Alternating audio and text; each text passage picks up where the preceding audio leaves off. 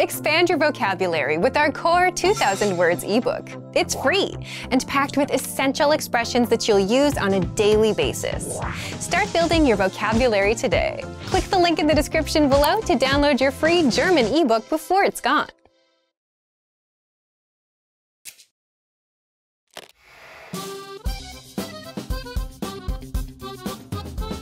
Welcome to GermanPod101.com's Deutsch in 3 Minuten. The fastest, easiest and most fun way to learn German. Hallo, ich heiße Laura, sehr erfreut. Hi, I'm Laura, nice to meet you. In this series, we're going to learn basic German expressions. It's super easy and it only takes 3 minutes. In this lesson, we are going to learn how to introduce ourselves in German. We'll start speaking right away, but first, it's important to clarify that in German there is a difference between the formal and the informal language.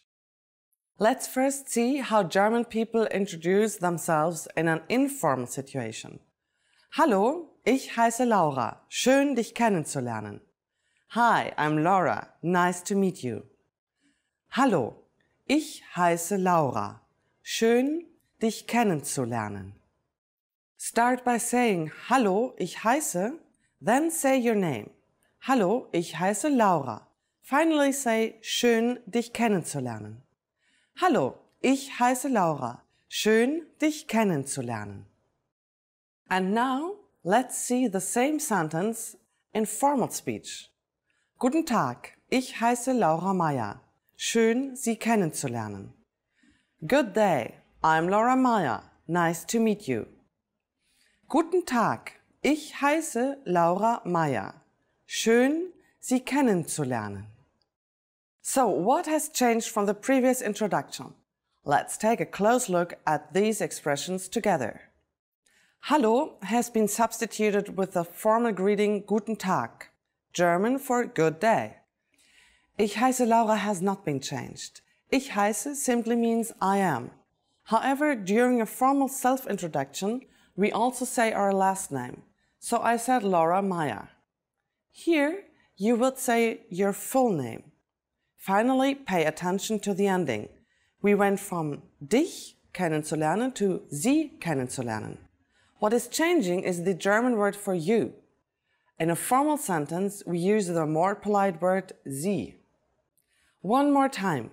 The informal way to introduce yourself in German is Hallo, ich heiße Laura. Schön, dich kennenzulernen. The formal way to introduce yourself is Guten Tag, ich heiße Laura Meyer. Schön, Sie kennenzulernen.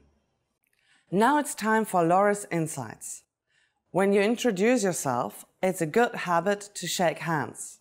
If you're not sure whether to use schön, dich kennenzulernen or schön, Sie kennenzulernen, just say simply sehr erfreut, as I said at the beginning of this lesson. If you use the correct sentence with German people, they're definitely going to be impressed. That's it for this lesson. Do you know how we say thank you in German? We learn how to say this and many other words in the next lesson. Bis bald zur nächsten Lektion. See you then.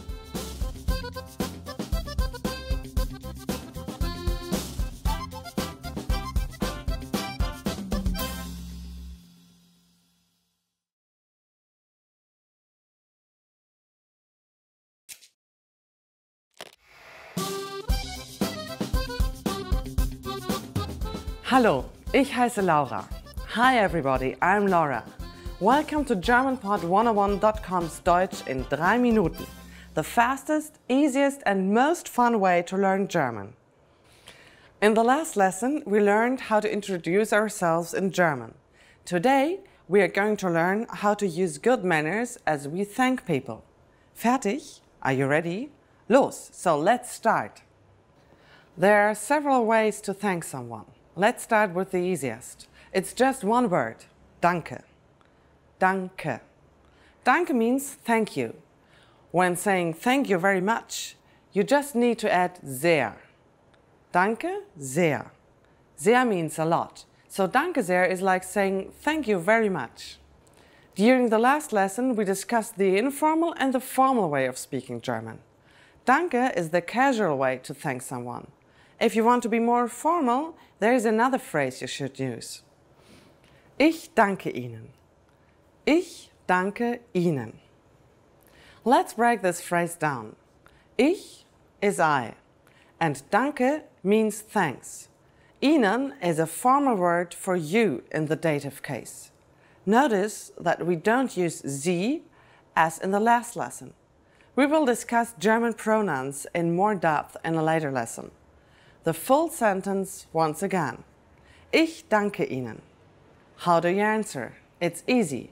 Here are two different ways to do it. The first is bitte schön. Bitte schön. Bitte schön can be used with just about anybody. The other way to say you're welcome is the expression gern geschehen. Gern geschehen. Literally, this phrase means I liked it to happen or happened with pleasure, but it has become a common and polite way to respond to someone thanking you. So when someone says danke to us, we can simply reply with bitte schön or gern geschehen. Now it's time for Laura's insights. If you're not sure about whether to use danke or ich danke Ihnen, keeping it simple is always your safest bet. You don't have to worry about formal or informal situations. Danke can be used with just about anyone, anywhere and at any time. Do you know what Auf Wiedersehen means? In our next lesson, we'll learn this and other greetings in German. Danke und bis zur nächsten Lektion!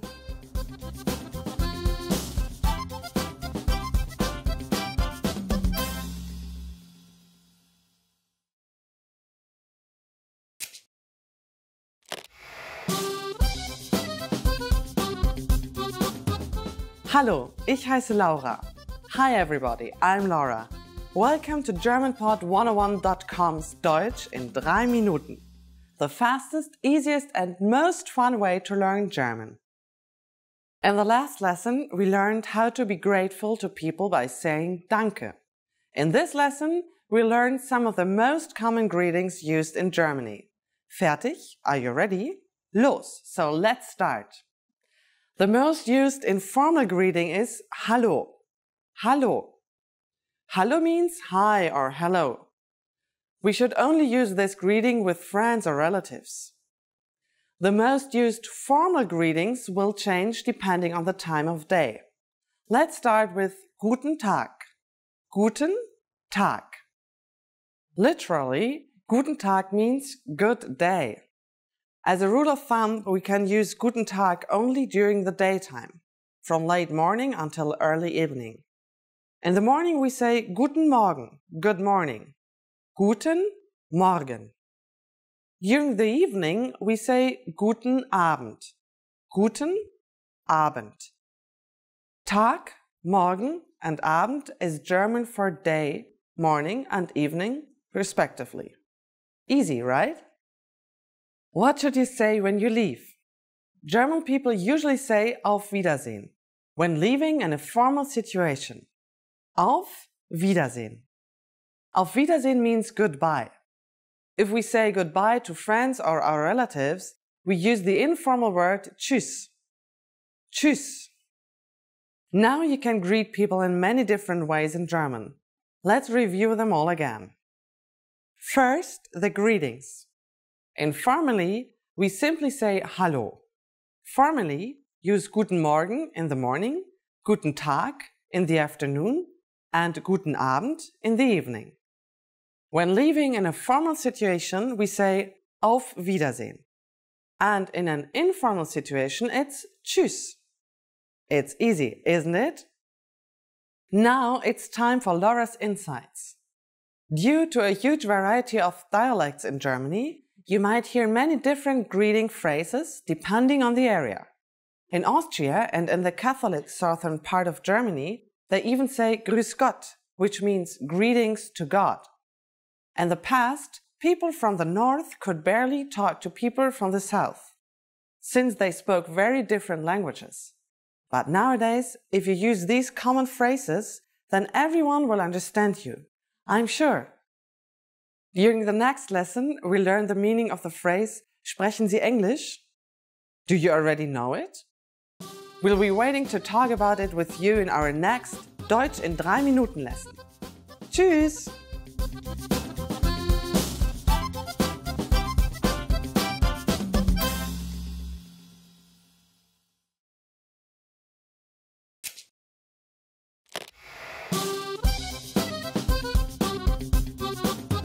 Hallo, ich heiße Laura. Hi everybody, I'm Laura. Welcome to GermanPod101.com's Deutsch in 3 Minuten, the fastest, easiest and most fun way to learn German. In the last lesson, we learned the most common forms of greetings in German. Do you remember them? In this lesson, we are going to learn a very useful phrase. Do you speak English? If you find yourself in a situation where you need assistance in English, this phrase can be a lifesaver. And because you're asking it in German, you can be sure that everyone will understand what you're saying, even if their answer is no. Here's the informal way to say it. Sprichst du Englisch? Sprichst du Englisch? In German, verbs change depending on the pronoun that is used. Please notice the word du in the middle of the sentence. Remember that this is the informal way to say you. The first word is sprichst, which means to speak. Because it is referring to du, it is conjugated to du sprichst. If you ask a question in German, you change the du sprichst to the interrogative form sprichst du. And you probably recognize English to be English. Sprichst du Englisch? To learn how to properly conjugate verbs like sprechen, please look at our Absolute Beginner series on GermanPod101.com. You can find very detailed grammar lessons and resources there. We are now going to make the sentence formal. First, we need to use the formal version of you, which is Sie. If we change the word for you, we will conjugate the verb differently. It becomes sprechen instead of sprichst, like in the informal version.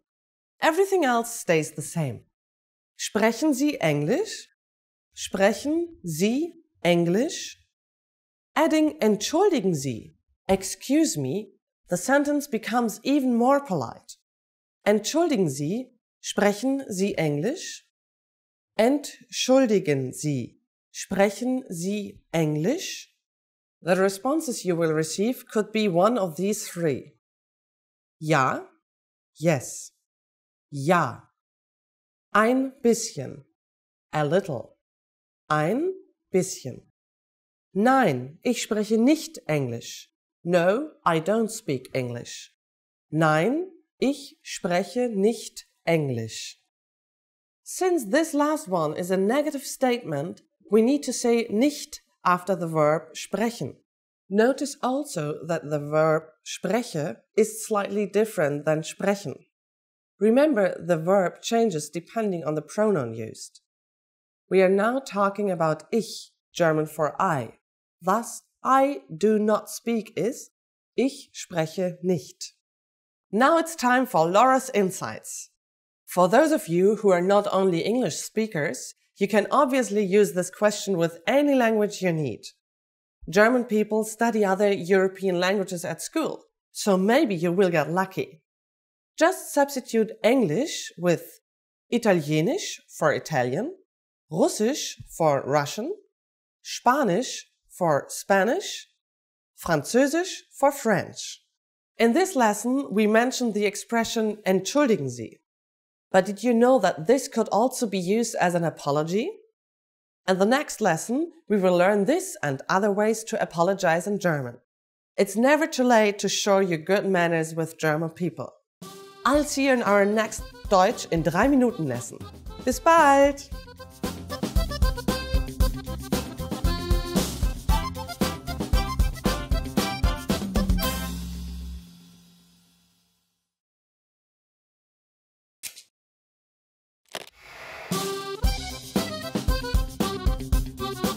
Hallo, ich heiße Laura. Hi everybody, I'm Laura. Welcome to GermanPod101.com's Deutsch in 3 Minuten, the fastest, easiest and most fun way to learn German. In the last lesson, we learned the phrase Entschuldigen Sie, sprechen Sie Englisch? Excuse me, do you speak English? We mentioned the word entschuldigen Sie, which means excuse me in formal German. In this lesson, we're going to learn how to use entschuldigen Sie and other words when apologizing in German. We should use entschuldigen Sie in formal situations, such as when we are ordering something in bars or restaurants. For example, entschuldigen Sie, einen Kaffee bitte. Excuse me, a coffee please. We can also use it when asking a question. Entschuldigen Sie, wo ist der Ausgang? Excuse me, where's the exit please? Sometimes we also hear people say bitte, which means the same thing when you want to draw somebody's attention. We use this phrase if we want to be polite. Bitte. The informal way to say excuse me is entschuldige. Entschuldige. Just like entschuldigen Sie, we can use entschuldige when asking a question or when apologizing. We can also use the word Entschuldigung if you are not sure whether to use the formal or informal way. All of these phrases can be used for either excuse me or I'm sorry. But if you really want to apologize for something, it might be better to use a different phrase. That phrase is Es tut mir leid. It means I'm sorry and can be used in both formal and informal situations. Es tut mir leid. First, we have es or it. Next, we have the German word for to do, conjugated for the pronoun es, tut. The word mir is German for me. Finally, we have leid, literally meaning sorrow. Es tut mir leid. Now it's time for Laura's insights. Please remember that in Germany, if you accidentally bump into someone, we don't say I'm sorry, es tut mir leid. Instead, we say entschuldigen Sie, entschuldige or Entschuldigung. Are you able to count in German? In the next lesson, we will learn the numbers in German from 1 to 10. I'll be waiting for you in our next Deutsch in 3 Minuten lesson. Bis bald zur nächsten Lektion!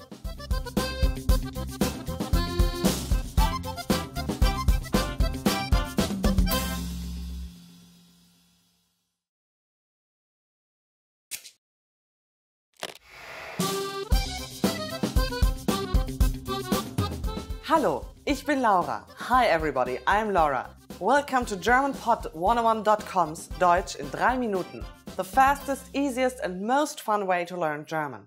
In the last lesson, we learned some words used when apologizing in German, including Entschuldigung and Es tut mir leid.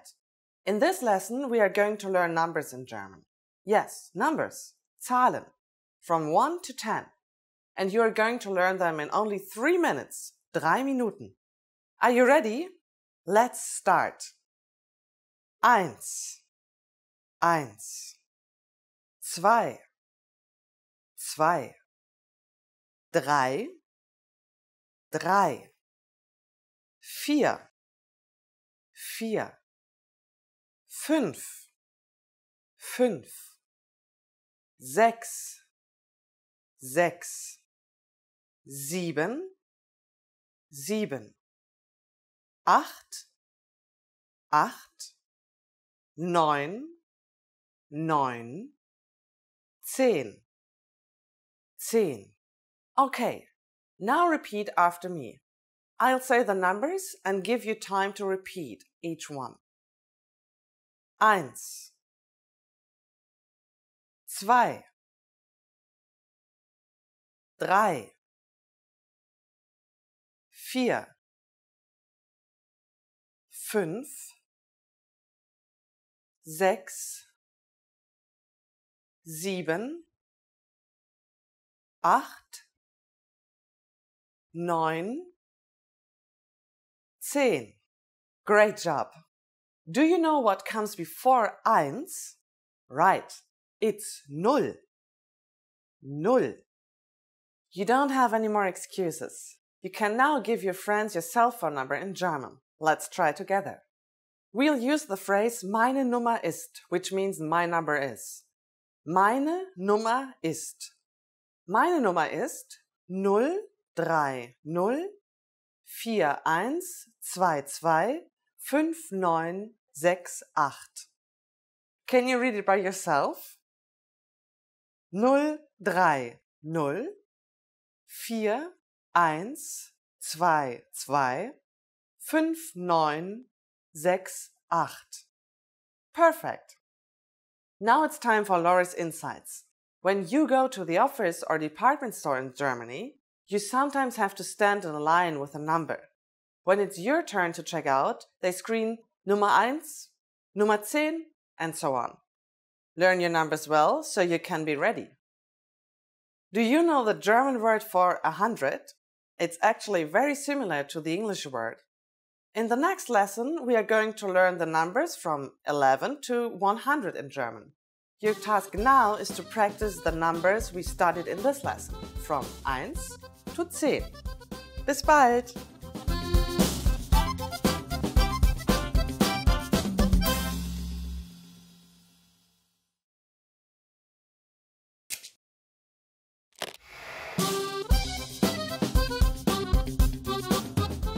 Hallo, ich bin Laura. Hi everybody, I'm Laura.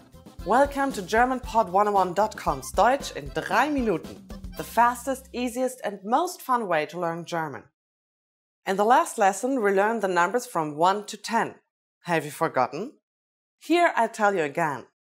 1, 2, 3, 4, 5, 6, 7, 8, 9, 10. And now let's continue from 11.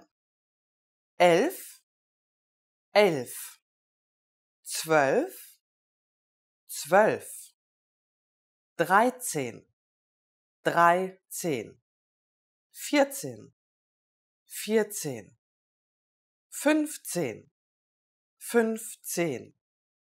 16, 16, 17, 17, 18, 18,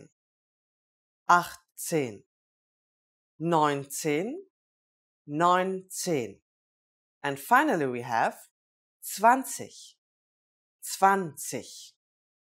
Okay, now repeat after me. I'll say the numbers and give you time to repeat each one. 11, 12, 13, 14, 15, 16, 17, 18, 19, 20. These numbers may seem hard to remember, but you really just have to memorize 11, 12, 16, 17 and 20. For 13, 14, 15, 18 and 19, you just have to add 10 or 10. Let's not stop at 20. Counting from 10 to 100 is super easy. Now I'll give you the tens. 30, 30, 40,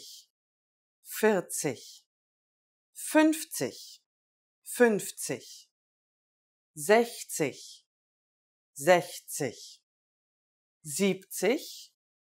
70, 80, 80, 90, 90, 100, 100. While you have to memorize a few of these numbers, there are a couple of tricks that will make memorizing them incredibly easy. In order to build 40, 40, you just add 10, 10 to 4, 4, and you get 40. The same goes for 50, 80 and 90. Let's have a look at the pronunciation. If G comes last in the word, it makes a h sound. So you would say 40 instead of 40. 40.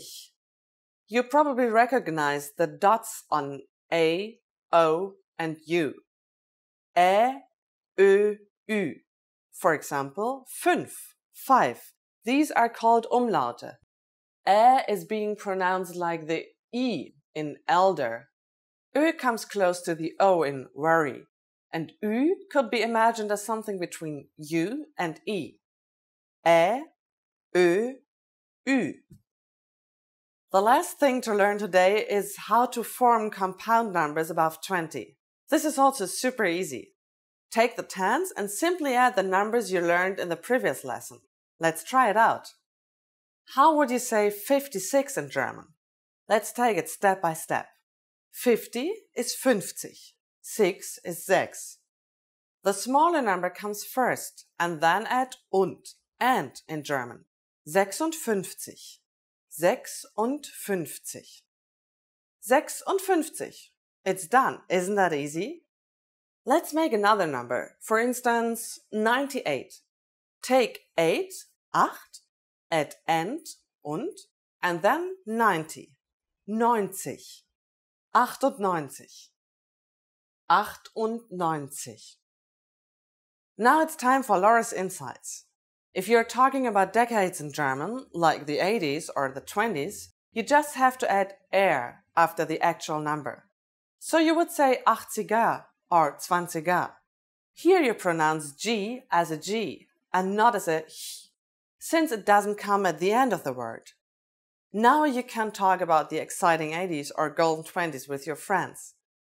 After only 2 lessons, you're now able to count to 100 in German. In the next lesson, we are going to put your number knowledge to use. Do you have all the skills you need to go shopping in Germany?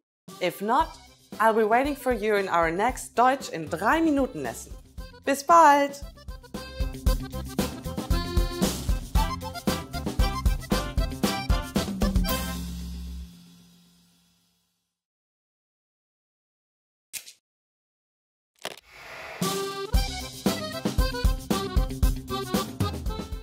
Hallo, ich heiße Laura. Hi everybody, I'm Laura. Welcome to GermanPod101.com's Deutsch in 3 Minuten, the fastest, easiest and most fun way to learn German. In the last lesson we learned how to count in German.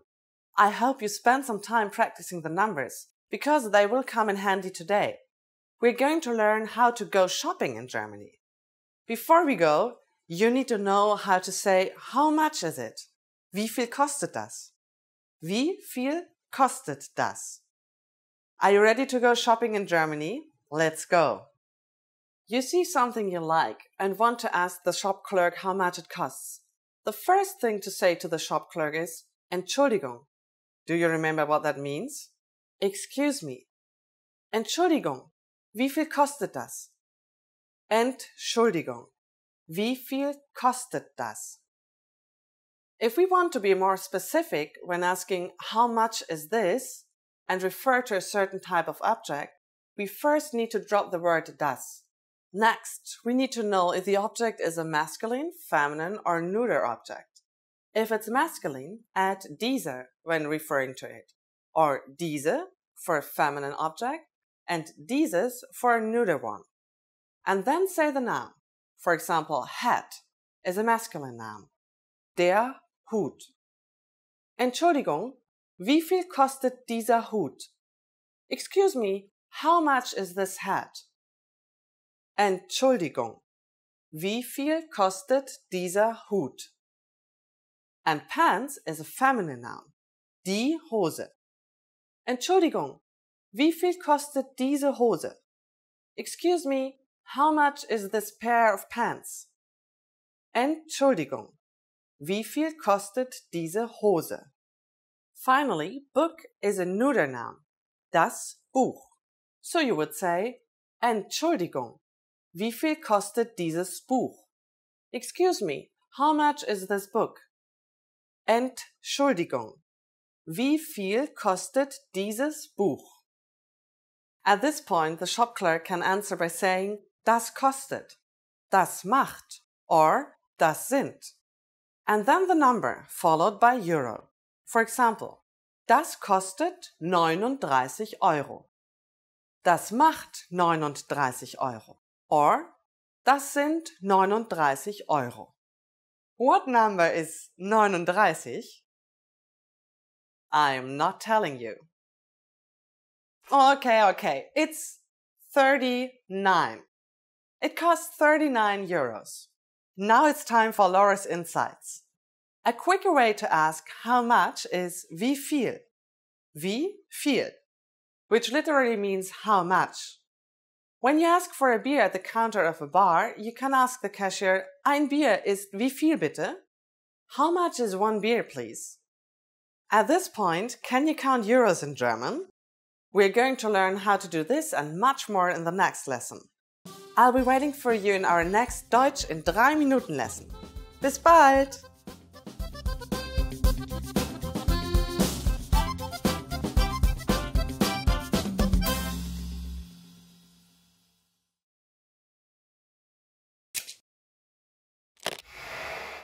Hi everybody, Anja here. Welcome to Ask a Teacher, where I'll answer some of your most common German questions. The question for this lesson is, what is the difference between Entschuldigung, entschuldigen Sie, and entschuldige? Let's start from the beginning. The verb entschuldigen can be literally translated as to take away the guilt, with die Schuld meaning the guilt. This means you're asking the other person to free you from feeling guilty for whatever you're apologizing for. Both Entschuldigung and entschuldigen Sie, which are formal, and entschuldige, which is informal, are used to apologize to someone. Entschuldigen Sie und entschuldige are the imperative of entschuldigen, which means to excuse, and Entschuldigung means apology. While both expressions can often be used interchangeably, a conversation between a parent and their child might go like this. Entschuldige dich, apologize, to which the child will reply Entschuldigung, meaning apology, or more naturally in English, sorry. Entschuldigung can often stand on its own as an apology, but entschuldigen Sie or entschuldige often need another sentence to explain what you're apologizing for, such as entschuldigen Sie, dass ich zu spät war, which means excuse me being late, or entschuldigen Sie die Störung, meaning excuse the disruption. Entschuldigen Sie is formal, so this would be used at work, for example, when a colleague disrupts a meeting or, very politely, simply before asking a colleague a question. Another common phrase is Entschuldigung, das wollte ich nicht, meaning apologies, I didn't want that to happen. This can be used in many situations, and the das wollte ich nicht implies that whatever you did was an accident. This phrase can be used for anything from apologizing for dropping a plate at home to apologizing to your boss for breaking your computer at work. It's usually used when your mistake was noticed by another person and that person makes you aware of what you did. Another example is ist entschuldigt, which directly translates as he's excused. This is commonly only at school when parents write a note for their children when they are sick.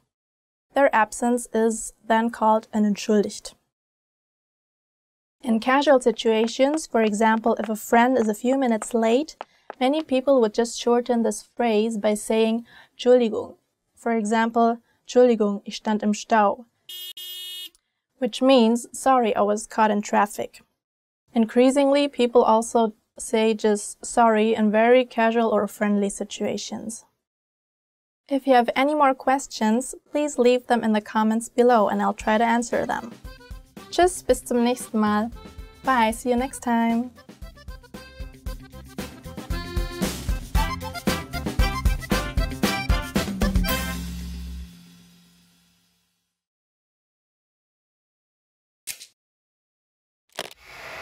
Hi everybody, Anja here. Welcome to Ask a Teacher, where I'll answer some of your most common German questions. The question for this lesson is, what is the difference between wohnen and leben? Wohnen and leben can both be translated as to live and are often used interchangeably in German. For example, you could say ich wohne in Deutschland or ich lebe in Deutschland, and both would mean I live in Germany. However, wohnen is only used when talking about your current living situation and might be closest to the English verb to reside. For example, ich wohne in einer Wohnung in einer Wohngegend means I live in an apartment in a residential area. Wohnen and Wohnung, which means apartment, have the same origin. The verb leben can be used to express this too, but is also used in the more literal sense, like lebt, which means he's alive. Let's do some examples so you can see how to use wohnen and leben correctly. In this sentence, ich wohne in Berlin, which means I live or reside in Berlin, wohnen is more commonly used than leben because it's talking about your address. However, both verbs are possible. The sentence, meine Katze ist sehr alt, aber sie lebt noch, which means my cat is very old but she's still alive, uses the word leben because it's talking about the physical state of your cat. Here is a sentence that uses both leben and wohnen. Ich habe ein Jahr im Ausland gelebt und in einer WG gewohnt. This means I lived abroad for a year and resided in a share house. When referring to an experience such as living abroad, leben is commonly used because it usually implies the experience of living rather than just where your address would be in that foreign country. However, when discussing the actual living situation, we used wohnen to talk about the share house, which in German is a WG or Wohngemeinschaft. When in doubt, the verb leben is a safe bet, as it always fits whenever you want to express to live. Wohnen, however, can only be used when expressing living in the sense of residing. It's more commonly used than the English verb to reside, though. Do you have any more questions? Leave them in the comments and I'll try to answer them. Tschüss, bis zum nächsten Mal. Bye, see you next time.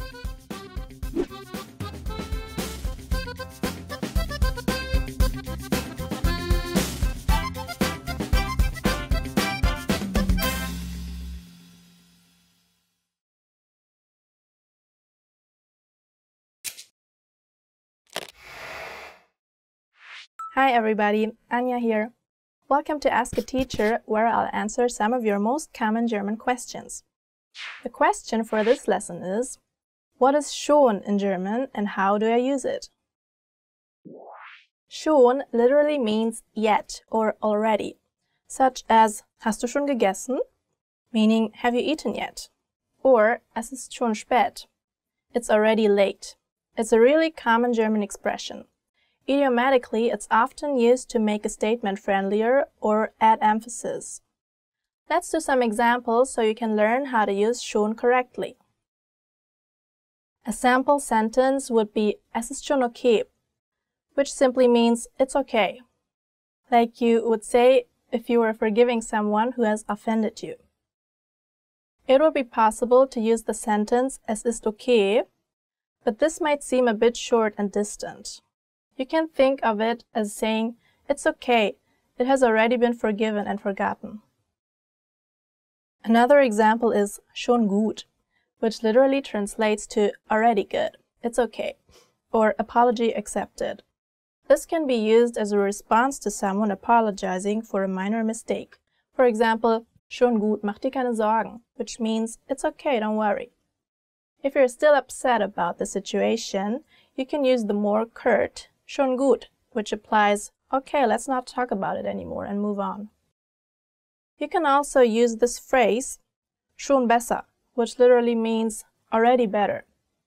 You may hear this, for example, if you receive feedback on something like a project or a report, make changes, and then present your changes to your teacher or boss.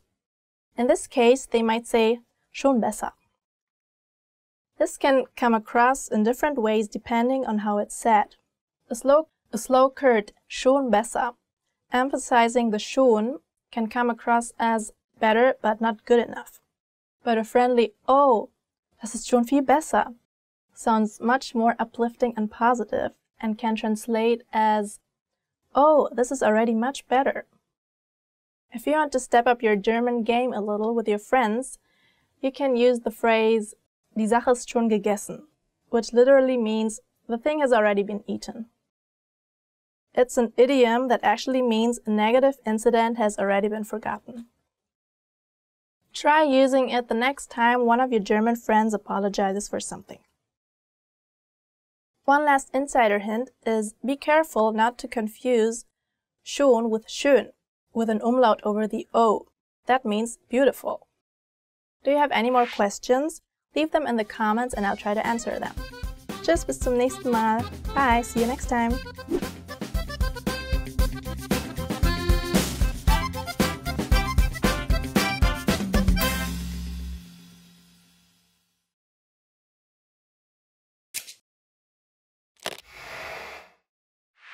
Hi everybody, Anja here.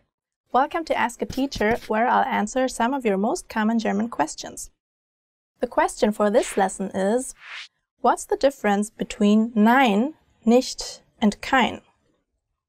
Nein means no, and is used in the same way as the English no, such as nein danke, no thank you, or wohnst du in Berlin? Nein, ich wohne in Hamburg. Do you live in Berlin? No, I live in Hamburg.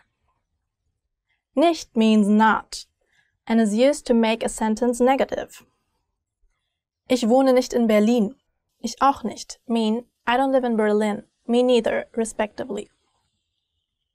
Kein is also used to make a sentence negative. However, it's only used before nouns with an indefinite article, such as or an in English, or no article at all.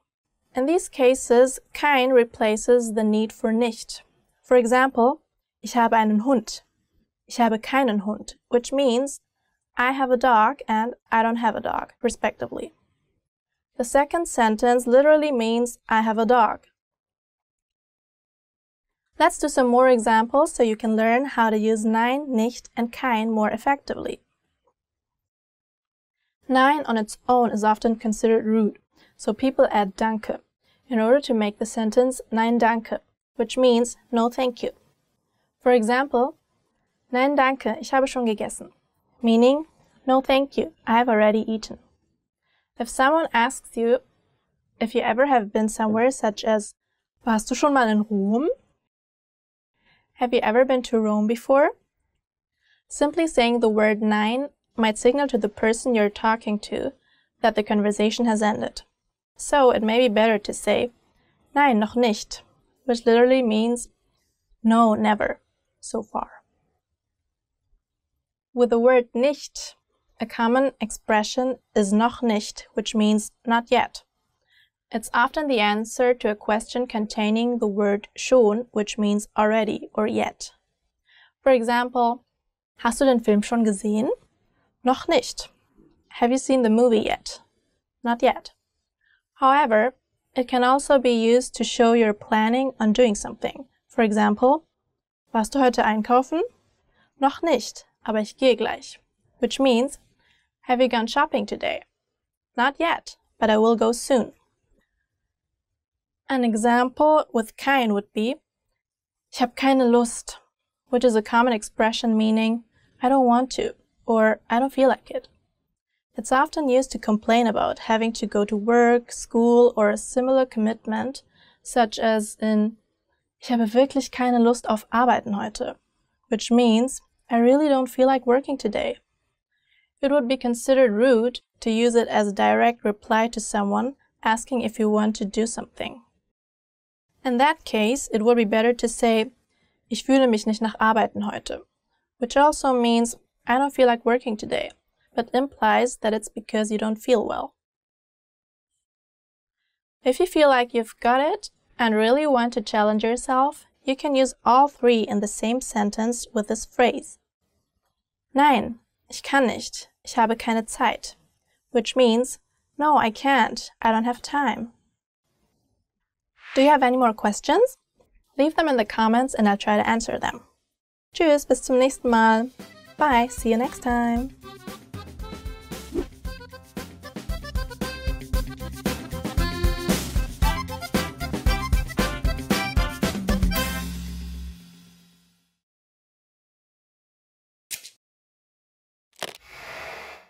Hi everybody, Anja here. Welcome to Ask a Teacher, where I'll answer some of your most common German questions. The question for this lesson is, what is the difference between lowercase z and capital Z?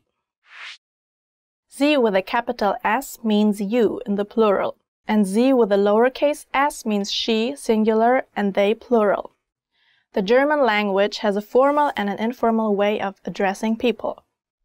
The formal address is used when speaking with adults, excluding family and friends, and is used in everyday life. It's often used with your colleagues at work and always in business situations, such as between a customer and a sales clerk. The informal address is used for children and young teenagers up to the age of 16. Let's do some examples so that you can learn how to use capital Z and lowercase z correctly. In this sentence, sie geht jeden Tag einkaufen, which means she goes shopping every day. Sie is capitalized, therefore it means she. It's also at the beginning of the sentence. The third person singular geht is from the verb gehen, which means to go, so there is no confusion that the proper address is she. Now take the sentence, sie gehen oft zusammen in die Stadt, meaning they often go into town together. Here, sie is only capitalized because it's at the beginning of the sentence and means they. As this is a statement, not a question, it's clear that it means they, despite using the same conjugation gehen as the formal sie. Another example is, gehen Sie heute früher nach Hause? Which means, are you going home earlier today? In this case, the sie is the formal you and is used to ask a person a question. Here, the listener has to pay attention to the context. If someone was pointing at a group of people leaving the office and said, gehen Sie heute früher nach Hause? It would mean, are they going home earlier today? But if they're looking straight at you, you know they're asking about you. It could also be used in a statement. If your boss sees that you look sick, he or she might say, gehen Sie heute früher nach Hause, meaning go home earlier today. An interesting fact is that when two people, excluding two young people in a social setting like school, university, a party, meet, the younger person has to wait for the older person to suggest using the informal du instead of the formal sie. If you're feeling confident about the differences between sie and sie, try this tongue twister. Sind Sie sicher, dass sie begleiten soll? That means, are you sure that she's supposed to accompany you? Do you have any more questions? Leave them in the comments and I'll try to answer them. Tschüss, bis zum nächsten Mal. See you next time.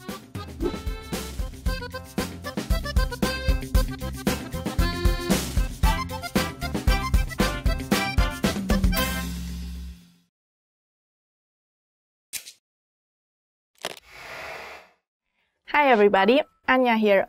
Welcome to Ask a Teacher, where I'll answer some of your most common German questions. The question for this lesson is, what are the differences between du, dich, sie, and ihnen? Lowercase du means you informally, and dich means yourself or you as the direct object. Capital Z means you formally, and ihnen is you as the formal indirect object. Let's go over du and sie first. Du is used to address children and teenagers up to the age of 16 as well as family and friends. Sie is used to address adults you don't know well in addition to teachers, bosses, colleagues, and everybody you come in contact with as part of a business transaction. Let's do some examples so you understand the differences between du, dich, sie, and ihnen more easily. The expression freust du dich auf den Urlaub, which means are you looking forward to the vacation, comes from the verb sich freuen, meaning to be glad or to be happy. It's a reflexive verb and the pronoun sich changes according to the subject. For example, ich freue mich, which means I am happy or I am glad.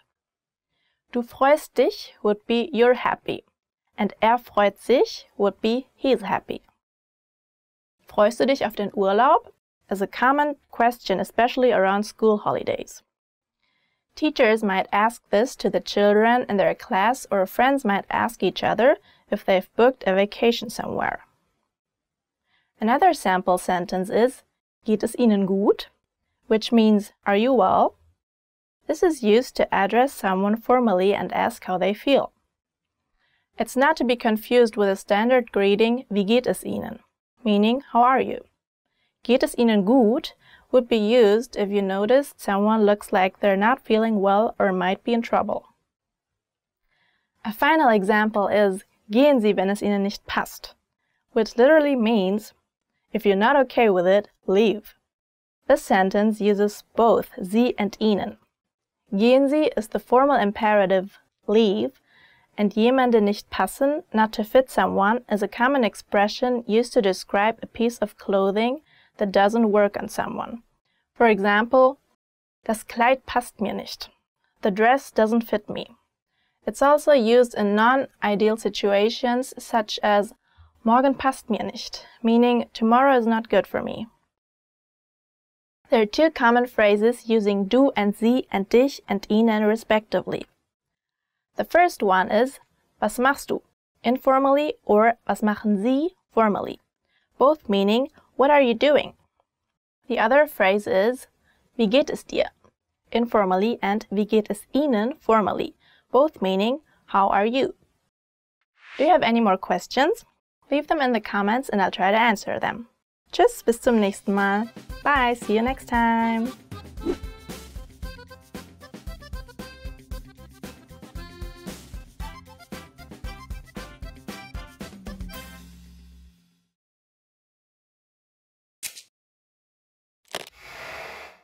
Hi everybody, Anja here. Welcome to Ask a Teacher, where I'll answer some of your most common German questions.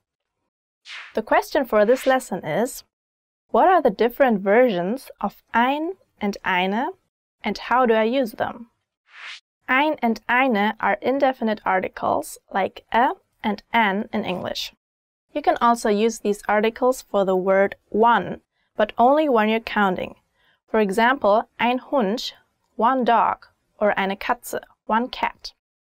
They shouldn't be confused with the actual number for one, which is eins. Ein is used for masculine and neuter nouns. One man is masculine, so it would be ein Mann, while one house is neuter, so it would be ein Haus. Eine is used for feminine nouns. Eine Frau, for example, would be one woman.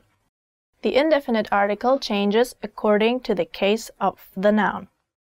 There are 4 cases: nominative, accusative, genitive, and dative. If the noun is in the nominative case, the articles are ein in masculine and neuter and eine in feminine. For example, es ist ein schönes Haus, meaning it's a nice house. If the noun is in the accusative case, it's einen masculine, eine feminine, and ein neuter. An example would be, ich rufe einen Kollegen an. I am calling a male colleague. If the noun is in the genitive case, the articles change to eines, masculine neuter, and einer, feminine. For example, es ist das Auto einer Freundin, meaning it's the car of a female friend.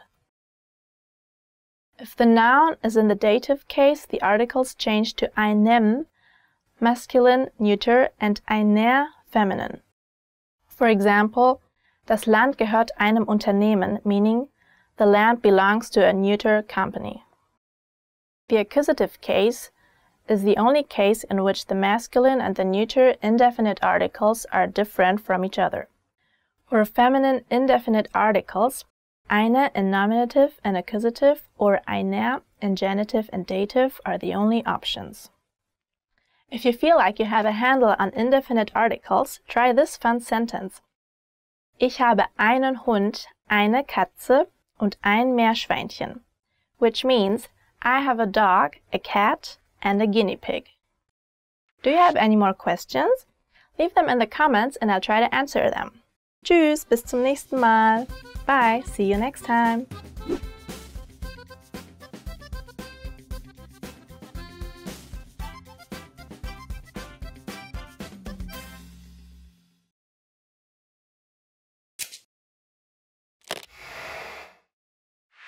Hi everybody, Anja here. Welcome to Ask a Teacher, where I'll answer some of your most common German questions. The question for this lesson is, why does German use 2 different words for joke? Both Witz and Scherz can be translated as joke. Witz is used in the actual sense of telling a joke, and a Scherz can be a prank or an ironic comment. A good insider tip is to know the phrase war ein Scherz. It roughly translates to "it was a joke," and is often added after saying something that could potentially offend someone. It's used to either clarify that you're not being serious or even to retract the statement. So if you hear this, don't take what the person said to heart. Let's do some examples so you can use Witz and Scherz correctly. The phrase sehr witzig means very funny. It's often used ironically when you don't find something funny or when you're trying to tease someone. Another example would be Du bist heute aber zu Scherzen aufgelegt. This means you're in a silly mood today. It literally translates to you've been set up to crack jokes today. The aber meaning but is used for emphasis. An additional good phrase to know is Du machst Witze. This means are you kidding? Accompanied by a facial expression of disbelief. This might be used when hearing surprising or even shocking news, though nothing too serious, like death or illness from a friend. An interesting fact is that there are two colloquial verbs based on Witz and Scherz. The first is witzeln, meaning to quip, and the second is scherzen, meaning to joke. Both are used when people are being silly and joking around a lot. If you feel like you're getting the hang of German humor, you can try this fun phrase. Hast du einen Clown gefrühstückt? This literally means, have you eaten a clown for breakfast? It's an ironic expression that actually means, well, aren't you being funny or silly today? Do you have any more questions? Leave them in the comments and I'll try to answer them. Tschüss, bis zum nächsten Mal. Bye, see you next time.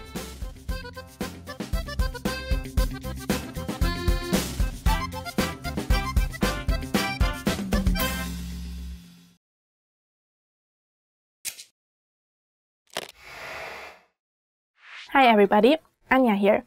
Welcome to Ask a Teacher, where I'll answer some of your most common German questions.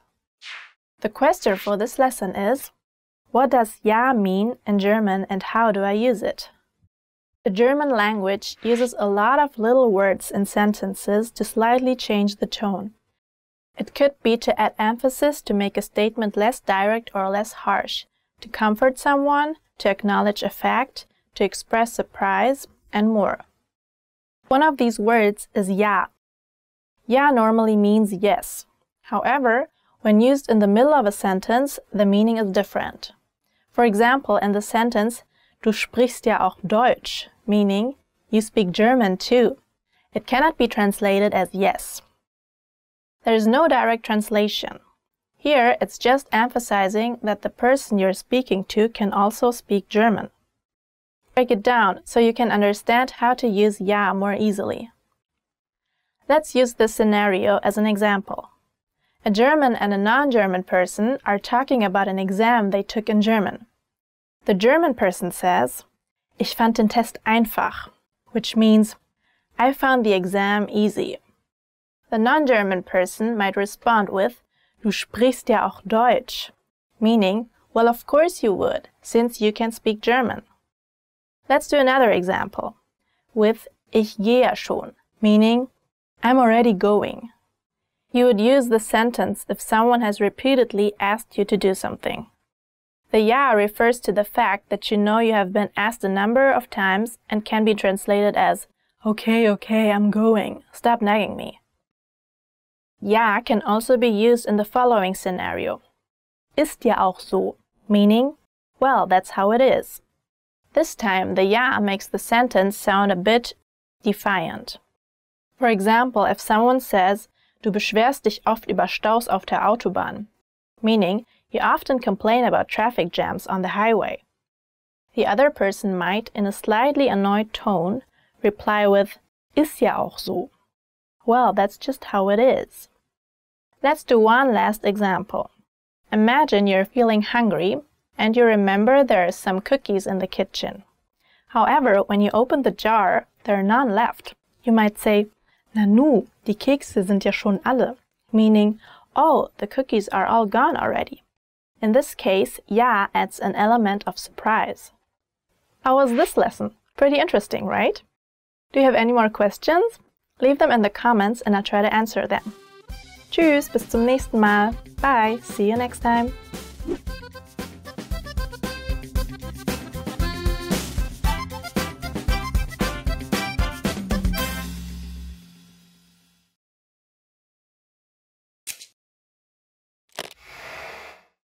Hi everybody, Anja here. Welcome to Ask a Teacher, where I'll answer some of your most common German questions. The question for this lesson is, what is the difference between Urlaub and Ferien? Ferien and Urlaub can both be translated as vacation or holiday. Urlaub originally comes from the verb erlauben, or to allow, meaning you were asking to be allowed to leave work. Ferien is used to refer to a period of free time with no school or work. These vacations have been set by the government, for example, summer holidays, Christmas holidays, Easter holidays, and so on. Urlaub is used to refer to time an individual takes off from work, which is not set by the country or state. It's also used to refer to an actual vacation. For example, a father and mother might apply for Urlaub, or time of work, so that they can go in den Urlaub, on vacation, with their children. Let's do some examples so you can see how to use Ferien and Urlaub correctly. In den Sommerferien hat die Schule zu. For example, means the school is closed during the summer holidays. Ferien is used as Sommerferien, which means summer holidays. This is a fixed period of 6 weeks off set by the government for each of the 16 states. Let's do another example. Ich bin nächste Woche nicht im Büro, weil ich Urlaub habe, which means I won't be in the office next week because I have a week off. Here, Urlaub is used. It's a period of time of work that each individual employee can decide to take at different times. Let's do another example with Urlaub. Ich hatte einen tollen Urlaub in Südfrankreich means I had a great vacation in the south of France. In this case, Urlaub means a vacation that an individual took that is unrelated to the government-set holidays. An interesting distinction between Urlaub and Ferien is school children and university students have Ferien, but employees have Urlaub. However, in den Urlaub fahren, to go to vacation, is for everyone. Do you have any more questions? Leave them in the comments and I'll try to answer them. Tschüss, bis zum nächsten Mal. Bye, see you next time.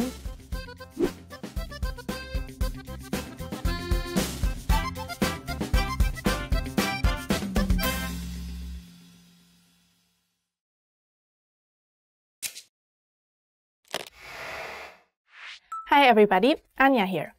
Welcome to Ask a Teacher, where I'll answer some of your most common German questions. The question for this lesson is, what are some of the most common false friends in German? There are lots of words that look similar in English and German, but they don't always mean the same thing. It's pretty fitting that they're called false friends, because they can be deceptive. Here are some of the most common ones, so you can avoid any miscommunication the next time you speak German. Billionen in German means trillion, not billion. So be careful when you're reading financial information in the newspaper. For example, if you read, die Bürger müssen 30 Billionen Euro Steuern zahlen innerhalb eines Jahres. That literally means the citizens have to pay 30 trillion euros in taxes in a year. That's a big difference. The word billion in German is actually Milliarden. Just make sure not to confuse it with million. Next, Brand is fire, not brand. For example, if you hear the sentence, der Mann hat den Brand mit seiner Jacke gelöscht. He isn't talking about the brand of his coat. That actually means the man extinguished the fire with his coat. The word brand in German actually is Marke. If you're in a hurry, be careful not to use the word fast, which actually means almost. So for example, das ist fast alles doesn't mean it was done quickly. It actually means it's almost done. Fast in German is actually schnell.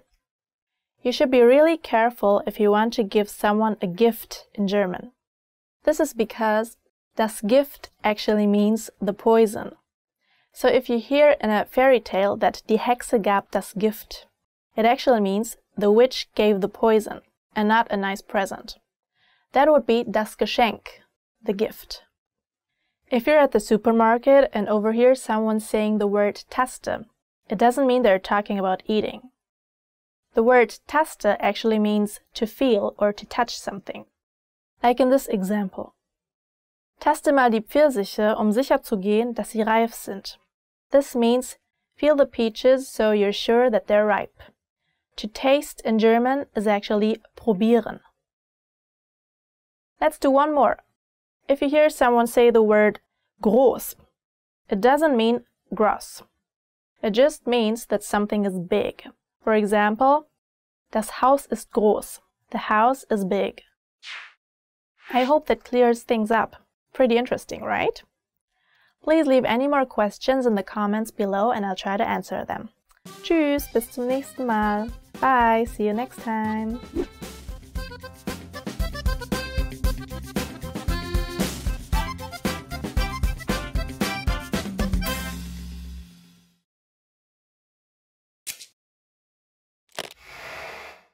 Hi everybody, Anja here. Welcome to Ask a Teacher, where I'll answer some of your most common German questions. The question for this lesson is, what's the difference between ihn and ihm? Ihn and ihm both mean him in German. So how do you know which one to use? Ihn is used for direct objects. That means it answers the question what or whom.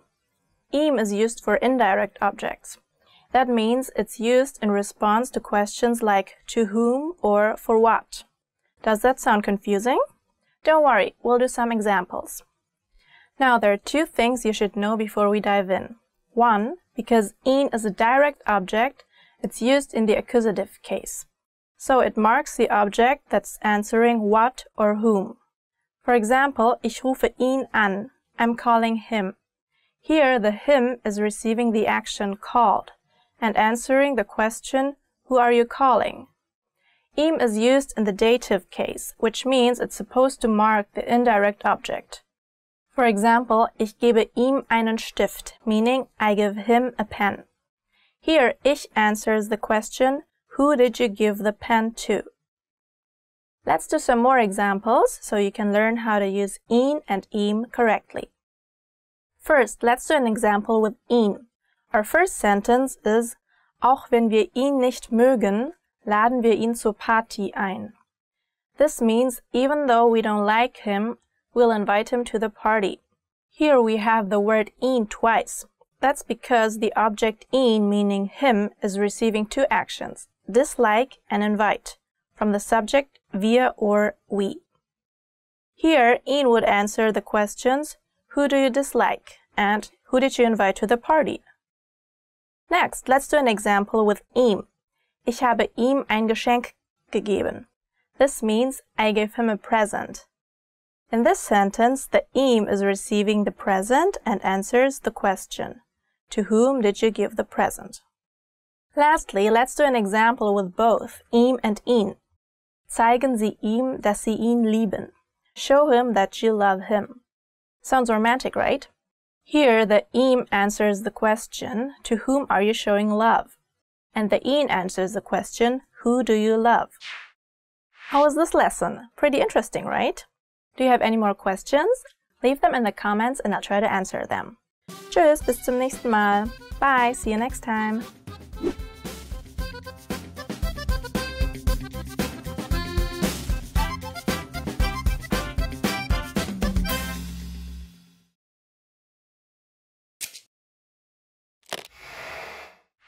Hi everybody, Anja here. Welcome to Ask a Teacher, where I'll answer some of your most common German questions. The question for this lesson is, what's the difference between kein or keine and nicht. Kein or keine and nicht are used to make negative sentences. So how do you know which one to use? Let's go over them together. Nicht is used in sentences with definite articles like the in English. For example, ich mag das Essen nicht. I don't like the food. Nicht is also placed before verbs in sentences such as ich kann nicht kochen, meaning I can't cook. Here the word nicht comes before the word kochen, meaning to cook. Kein and keine are used in sentences with indefinite articles like the English a or en, or when there is no article at all. For example, ich spreche kein Deutsch. I don't speak German. Let's do some examples so you can learn how to use kein, keine, and nicht correctly. Let's start with nicht. Ich kann das Buch nicht finden, das ich gestern gekauft hatte. I can't find the book I bought yesterday. In this sentence, we have das Buch. Das is the definite article the, so we need to use nicht. Now let's do an example with kein, keine. Ich kann keine Bücher mehr sehen. This expression literally means I can't see any books anymore, but is actually an idiom meaning I have had enough of studying. There is no article, so we need to use kein or keine. You can use this expression to talk about anything you're tired of doing. Another example would be, ich kann keine Nudeln mehr sehen. I can't see pasta anymore, which you may use if you've been eating the same meal every day for a week. Let's do one last example using both nicht and kein, keine. Ich würde nicht spazieren gehen, wenn ich keinen Hund hätte. I wouldn't go for a walk if I didn't have a dog. Here, nicht is used before the verb spazieren, meaning walk, and keinen, the conjugated form of kein, keine, in the male accusative case, is used in reference to the noun with the indefinite article Hund, meaning a dog. How was this lesson? Pretty interesting, right? Do you have any more questions? Leave them in the comments and I'll try to answer them. Tschüss, bis zum nächsten Mal. Bye, see you next time.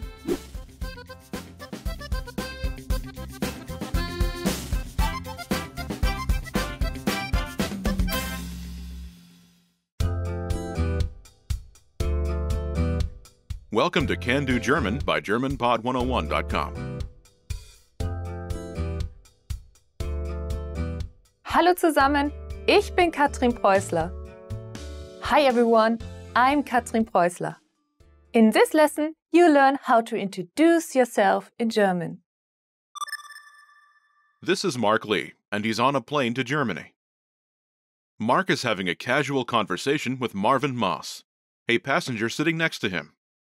After a short exchange, Marvin introduces himself. I'm Marvin, and you? Ich bin Marvin. Und du? Listen to the conversation and focus on Mark's response. Note, the speakers in this conversation use informal German. Ready? Ich bin Marvin. Und du? Ich heiße Mark. Once more with the English translation. Ich bin Marvin. Und du? I'm Marvin, and you? Ich heiße Mark. My name is Mark.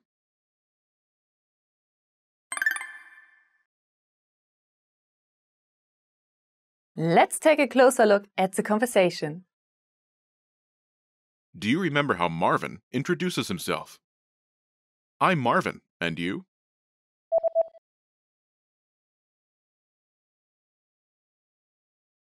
Ich bin Marvin. Und du? First is Ich. I. Ich.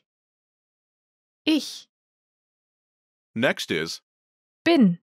am, as in I am. Bin. Is from the verb Sein. meaning to be. Sein. Next is the name Marvin. Marvin. Marvin. Together it's Ich bin Marvin. I am Marvin, or I'm Marvin. Ich bin Marvin. Note, when introducing himself, Marvin uses only his given name. In Germany, this is considered an offer to use informal language. Next is Und du? meaning and you. First is Und. and. Und. Und. Next is Du. you, when using informal German. Du. Du. Together it's Und du? and you. Und du? Altogether it's Ich bin Marvin. Und du? I'm Marvin, and you. Ich bin Marvin. Und du? Now, let's take a closer look at Mark's response. Do you remember how Mark says, "My name is Mark"?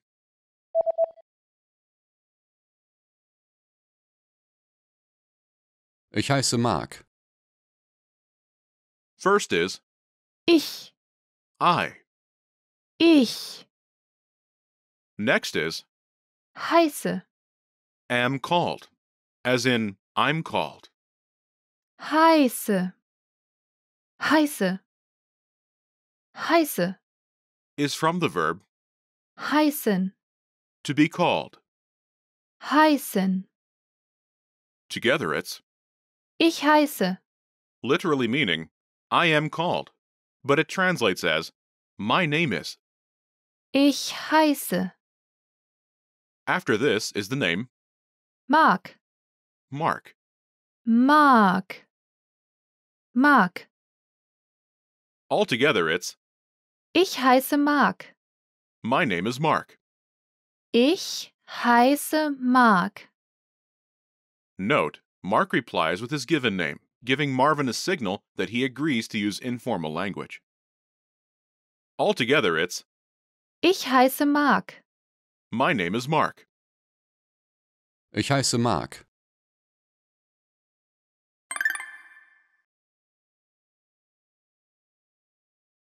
The pattern is Ich heiße Name. my name is name. Ich heiße Name. To use this pattern, simply replace the name placeholder with your name. Note, use this pattern with your given name or your given name and surname. Imagine you're Karen Lee. In German, Karen. Karen. Karen. say, my name is Karen. Ready? Ich heiße Karen.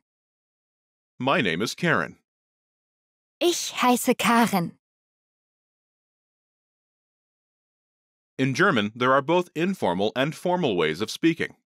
What you use depends on whom you're speaking with. Formal language is called Siezen. because you use the formal word for you, which is. Sie. This is usually used with strangers, or with people who are more senior than yourself.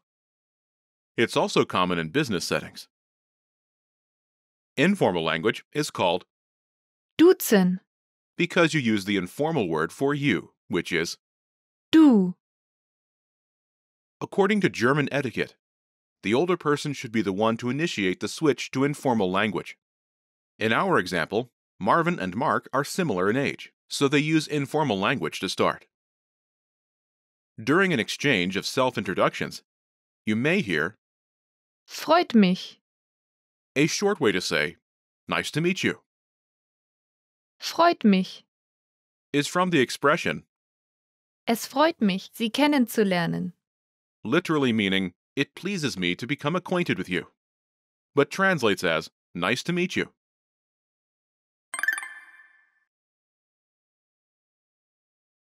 Let's look at some more examples. Listen and repeat or speak along with the native speakers. Ich bin Marvin. Ich bin Marvin. Ich heiße Mark. Ich heiße Mark. Hallo. Ich heiße Karen. Hallo. Ich heiße Karen. Freut mich. Ich bin Katrin. Freut mich. Ich bin Katrin. Mein Name ist Finja Fischer. Mein Name ist Finja Fischer. Did you notice how the last speaker uses a different pattern?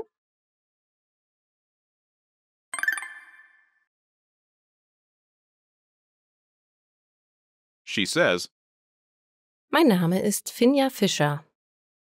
My name is Finja Fischer. Mein Name ist Finja Fischer. This pattern uses the phrase, Mein Name ist. which literally means, my name is. Mein Name ist. First is Mein. my. Mein. Mein. After this is Name. name. Name. Name.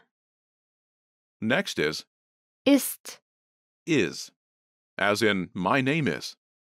Ist. Ist. Note, Ist. is from the verb Sein.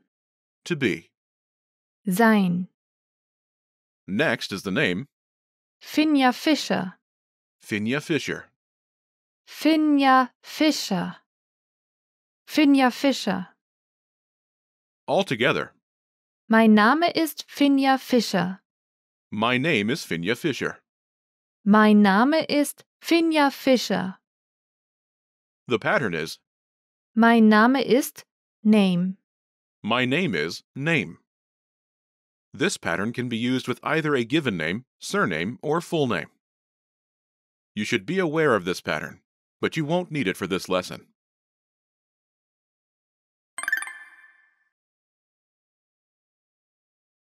Let's review the key vocabulary. Hallo. Hello, Hallo. Hallo. Freut mich. nice to meet you. Freut mich. Freut mich.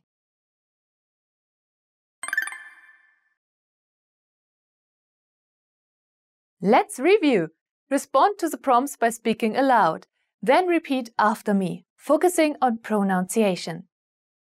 Ready? Do you remember the informal way to say you?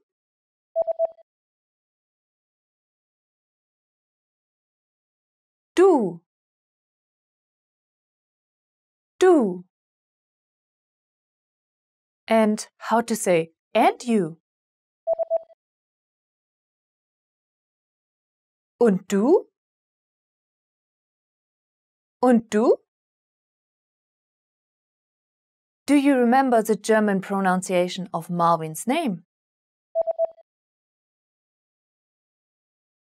Marvin. Marvin. And how to say I?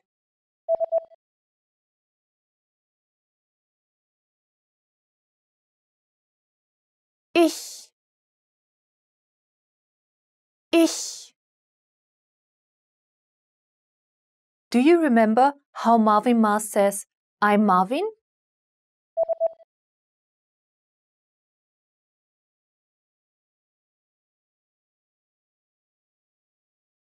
Ich bin Marvin. Ich bin Marvin. Do you remember the German pronunciation of Mark's name? Mark. Mark. And do you remember how Mark Lee says, my name is Mark. Literally, I'm called Mark.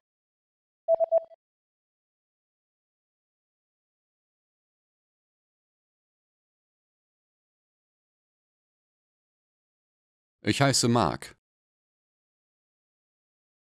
Ich heiße Mark. Do you remember how to say nice to meet you?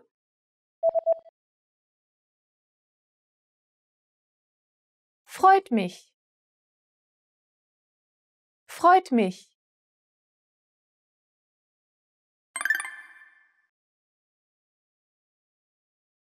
Let's practice. Imagine you're Karen. Karen. Respond by saying, My name is Karen. Ready? Ich bin Marvin. Und du?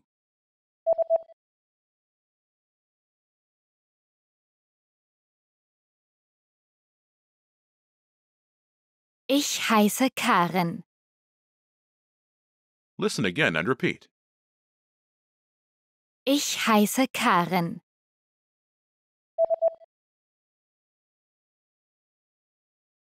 Ich heiße Karen. Let's try another. Imagine you're Finja. Finja. Include nice to meet you. Ready? Ich bin Marvin. Und du?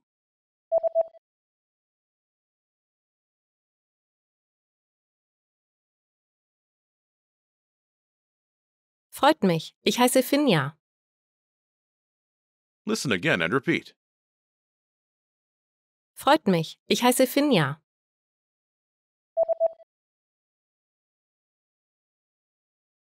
Freut mich. Ich heiße Finja. Let's try one more. Imagine you're Katrin. Katrin. Introduce yourself with the Ich bin. pattern. And then prompt your partner with, and you? Ready?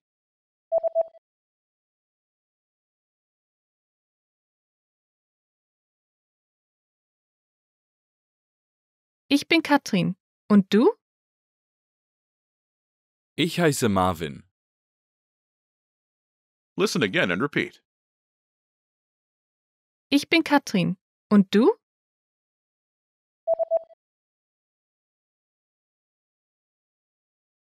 Ich bin Katrin. Und du?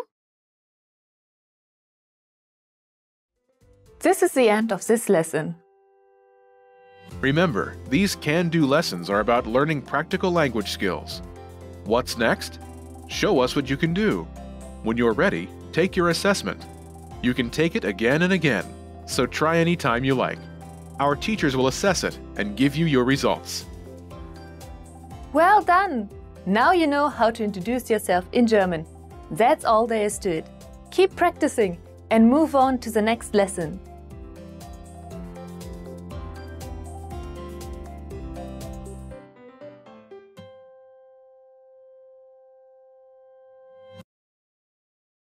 This is the end of this lesson.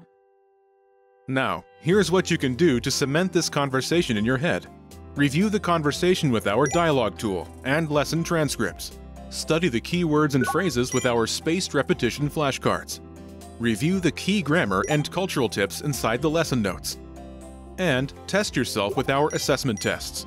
So click the link in the description right now and sign up for your free lifetime account to access our Can-Do course.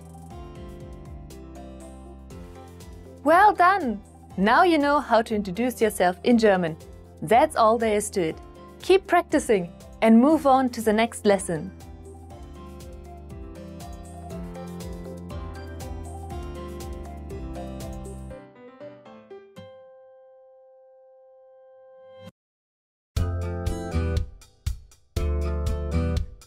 Welcome to Can-Do German by GermanPod101.com.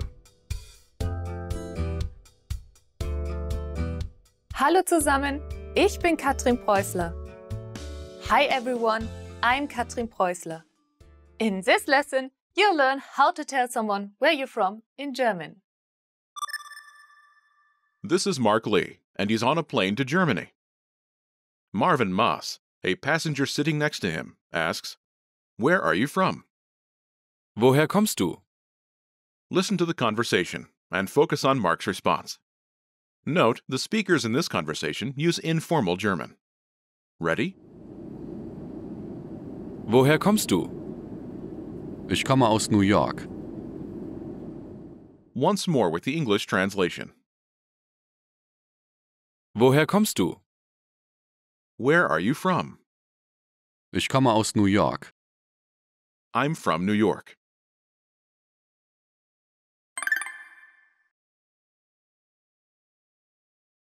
Let's take a closer look at the conversation. Do you remember how Marvin Moss asks, "Where are you from?"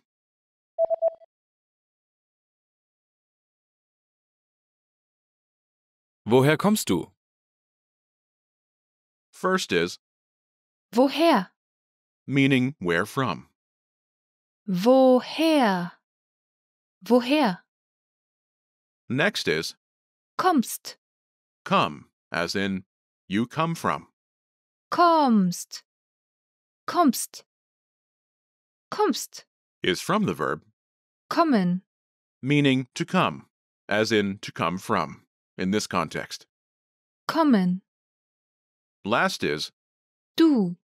you. Du. Du. Note, in German, Du. is used when addressing someone in a casual conversation. Altogether, Woher kommst du? literally, where from come you? But it translates as, where are you from? Woher kommst du? Remember this question. You'll hear it again later in this lesson. Now, let's take a closer look at the response. Do you remember how Mark Lee says, "I am from New York"?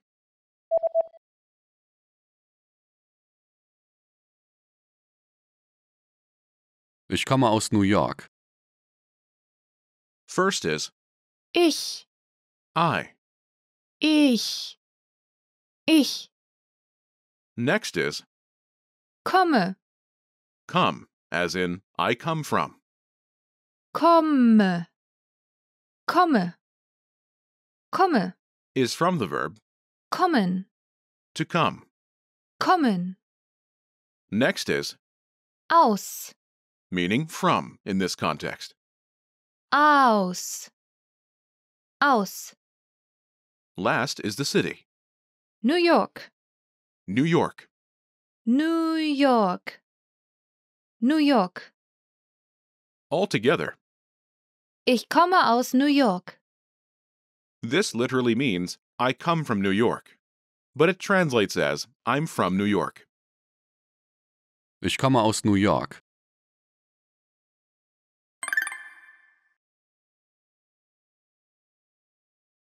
The pattern is Ich komme aus Location.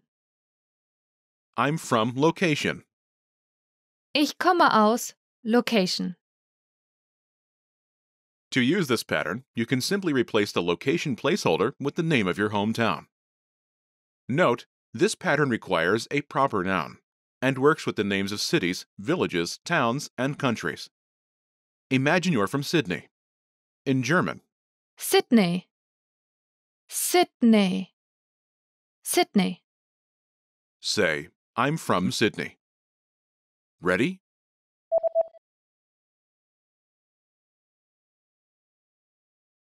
Ich komme aus Sydney. I'm from Sydney. Ich komme aus Sydney. Note on German language formality. Mark and Marvin are using informal language in this conversation. So Marvin asks, Woher kommst du? Where are you from? To make the question formal, replace Kommst du? with the Kommen Sie? therefore in a formal setting. Woher kommen Sie? Where are you from? Woher kommen Sie? Please be aware of this, as you will see it again later in the lesson.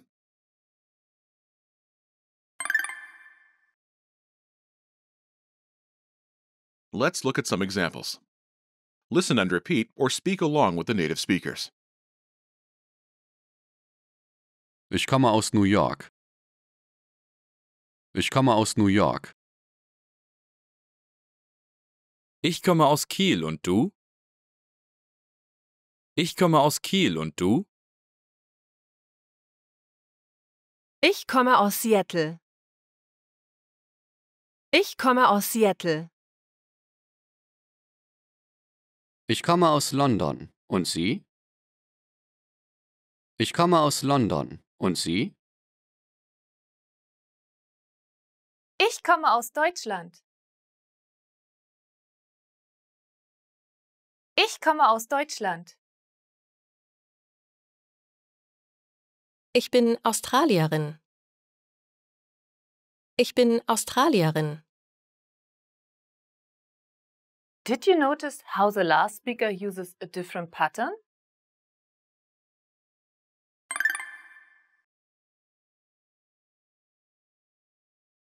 Ich bin Australierin. I'm Australian. Ich bin Australierin. First is Ich. I. Ich. Next is Bin. am, as in I am. Bin. Bin. Bin. Is from the verb Sein. meaning to be. Sein. Together it's Ich bin. I am. Ich bin. After this is Australierin. meaning Australian.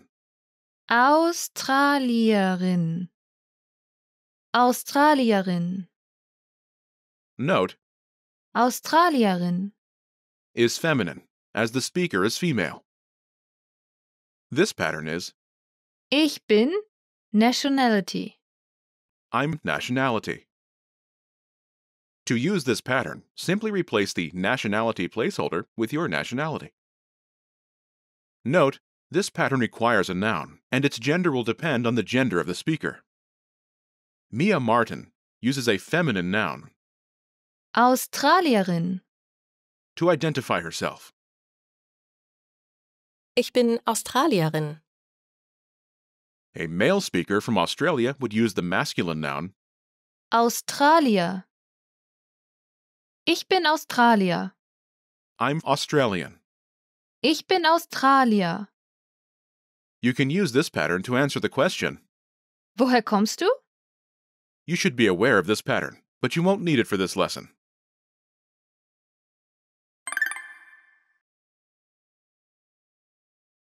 Let's review the new vocabulary. Kiel. Kiel, Kiel. Kiel. Seattle.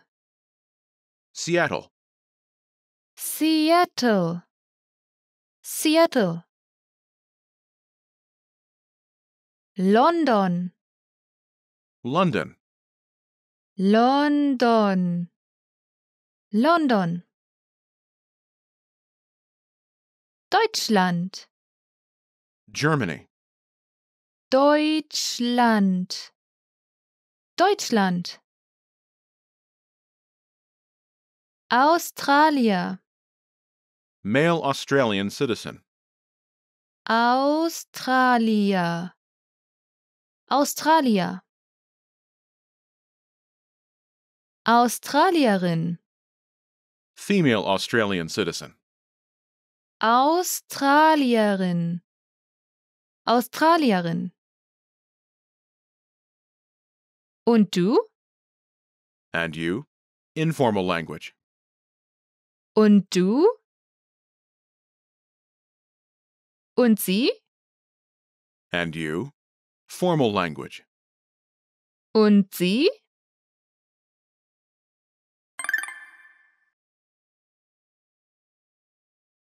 Let's review. Respond to the prompts by speaking aloud, then repeat after me, focusing on pronunciation. Ready? Do you remember how to say New York?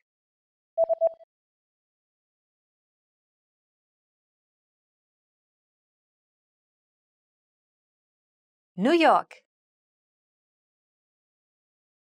New York. And how to say from?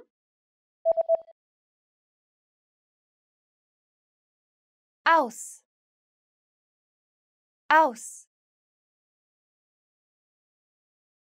Do you remember how to say I?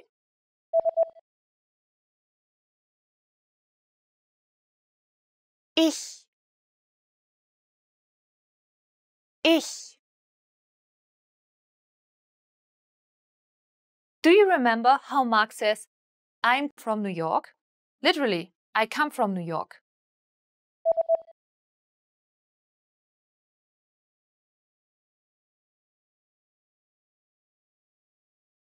Ich komme aus New York. Ich komme aus New York. Do you remember the informal way to say you?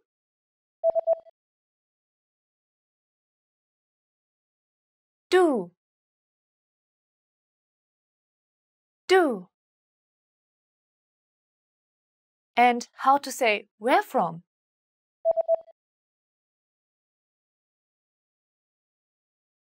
Woher? Woher?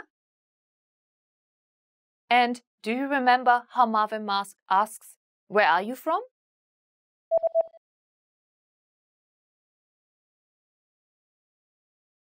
Woher kommst du?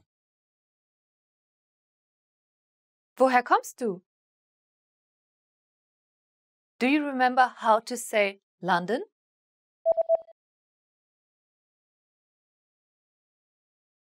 London. London. And how to say Seattle? Seattle. Seattle. Do you remember how to say Germany?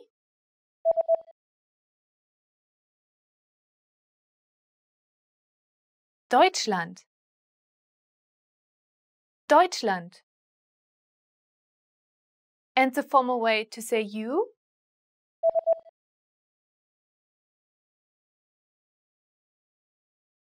Sie. Sie. Do you remember the formal way to ask, where are you from?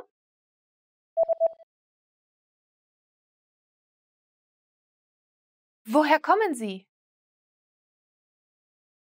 Woher kommen Sie? And the informal way to ask, and you?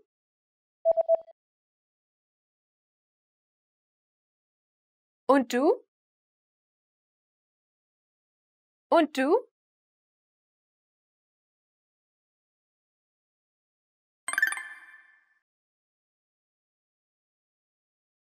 Let's practice. Imagine you're Jack Jones from London. Respond to Marvin Moss's question. Ready? Woher kommst du?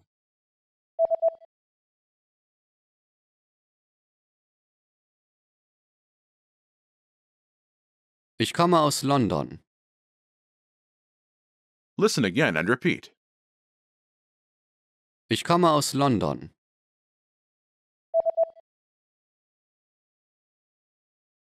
Ich komme aus London. Let's try another. Imagine you're Emma Eckert from Seattle. Respond and add the informal, and you? Ready? Woher kommst du?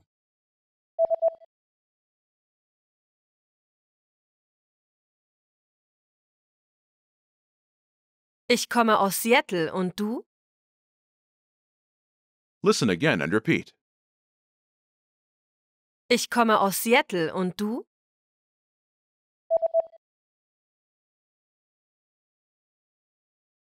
Ich komme aus Seattle und du?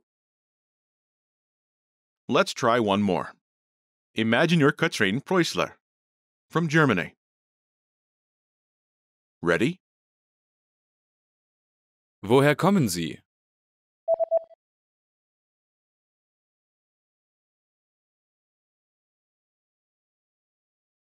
Ich komme aus Deutschland.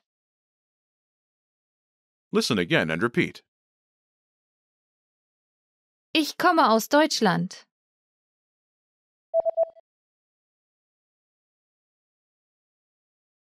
Ich komme aus Deutschland. This is the end of this lesson. Remember, these can-do lessons are about learning practical language skills. What's next? Show us what you can do. When you're ready, take your assessment. You can take it again and again, so try any time you like. Our teachers will assess it and give you your results. Now you know how to say where you're from in German. That's all there is to it. Keep practicing and move on to the next lesson.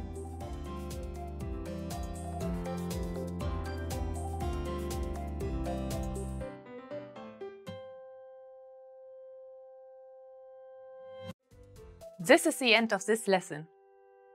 Now, here's what you can do to cement this conversation in your head. Review the conversation with our dialogue tool and lesson transcripts. Study the key words and phrases with our spaced repetition flashcards. Review the key grammar and cultural tips inside the lesson notes. And test yourself with our assessment tests.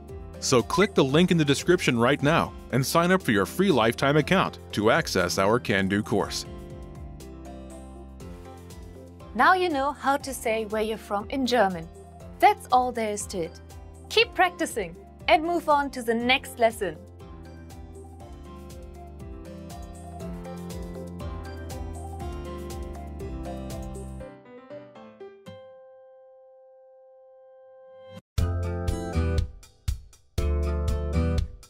Welcome to Can-Do German by GermanPod101.com. Hallo zusammen, ich bin Katrin Preußler. Hi everyone, I'm Katrin Preußler. In this lesson, you'll learn how to talk about your occupation in German.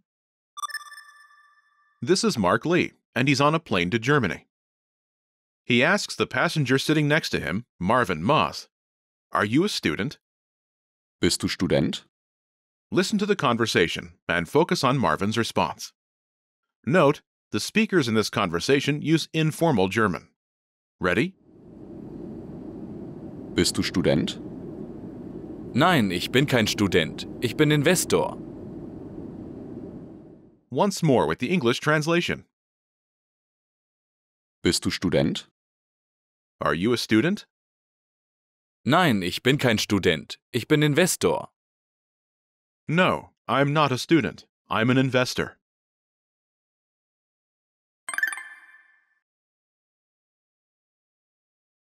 Let's take a closer look at the conversation. Do you remember how Mark asks, "Are you a student?"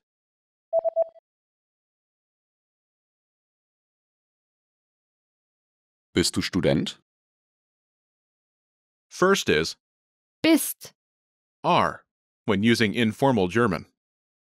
bist, bist, bist, Is from the verb sein, meaning to be. sein, Next is the informal personal pronoun du, you. du, du, Next is Student, student. Student, Student. In German, all nouns have grammatical gender and are either singular or plural. Student, Is masculine singular. Altogether, bist du Student? are you a student? Bist du Student? Note, Bist du Student? is the informal form of are you a student? To make the question formal, replace Bist du? with Sind Sie? which is the formal way of asking are you? Therefore, in a formal setting, Sind Sie Student? are you a student? Sind Sie Student? You should be aware of this, but you won't need it for this lesson. Now, let's take a closer look at the response. Do you remember how Marvin says, "No, I'm not a student. I'm an investor"?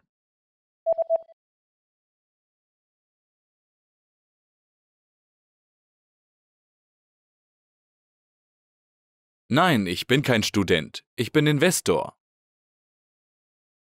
First is the expression, Nein, meaning no. nein, Nein. It answers Mark's yes or no question. Are you a student? Bist du Student? After this, Marvin specifies that he's not a student. Ich bin kein Student. I'm not a student. Ich bin kein Student.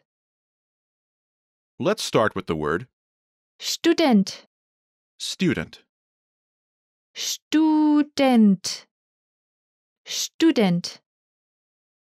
In German, all nouns have grammatical gender and are either singular or plural. Student.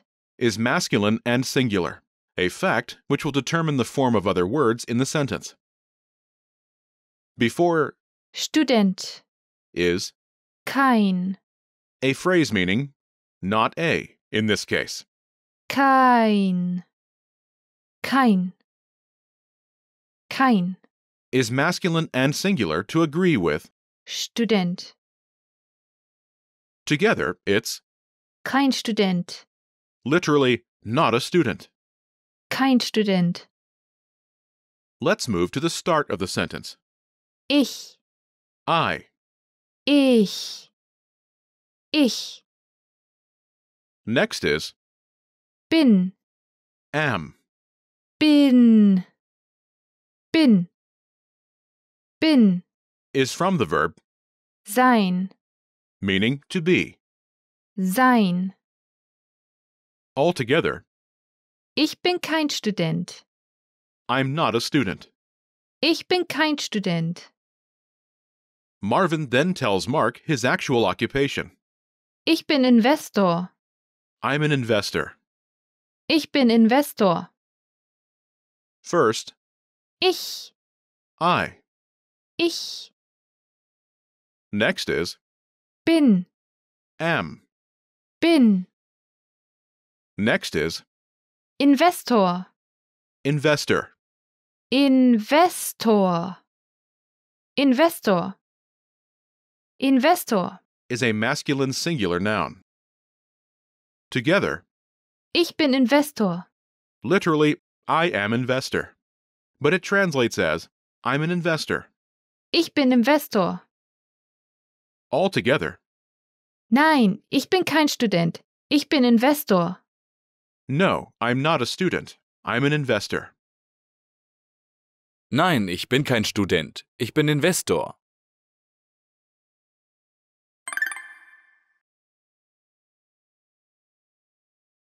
The pattern is Nein, ich bin kein Occupation. Ich bin Actual Occupation. no, I'm not occupation. I'm actual occupation.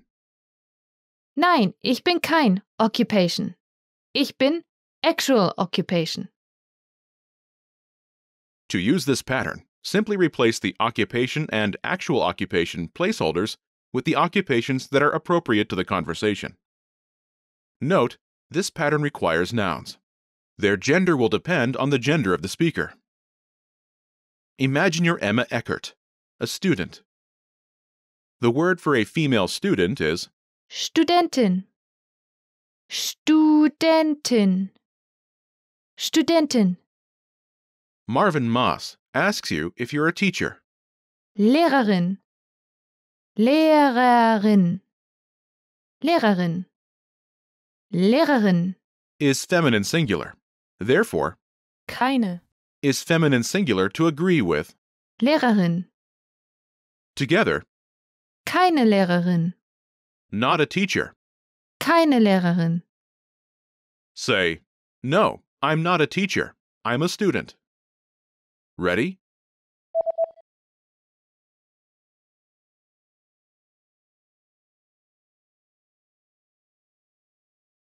Nein, ich bin keine Lehrerin.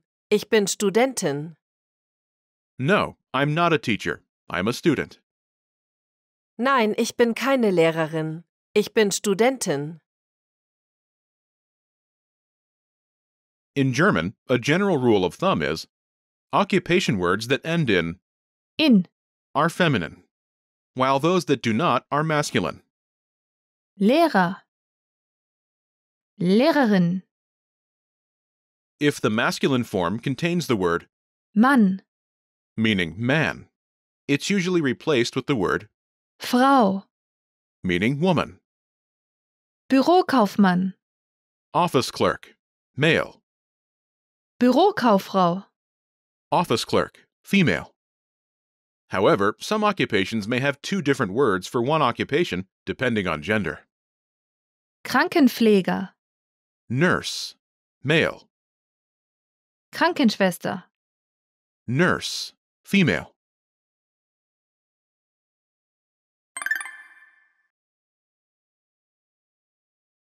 Let's look at some more examples. Listen and repeat or speak along with the native speakers. Nein, ich bin kein Student. Ich bin Investor. Nein, ich bin kein Student. Ich bin Investor. Nein, ich bin keine Lehrerin. Ich bin Studentin. Nein, ich bin keine Lehrerin. Ich bin Studentin. Nein, ich bin kein Lehrer. Ich bin Ingenieur. Nein, ich bin kein Lehrer. Ich bin Ingenieur. Nein, ich bin keine Krankenschwester. Ich bin Ärztin. Nein, ich bin keine Krankenschwester. Ich bin Ärztin. Ich bin keine Studentin. Ich bin Lehrerin. Ich bin keine Studentin. Ich bin Lehrerin. Nein, ich bin Barista. Nein, ich bin Barista. Did you notice how the last speaker omits part of the response?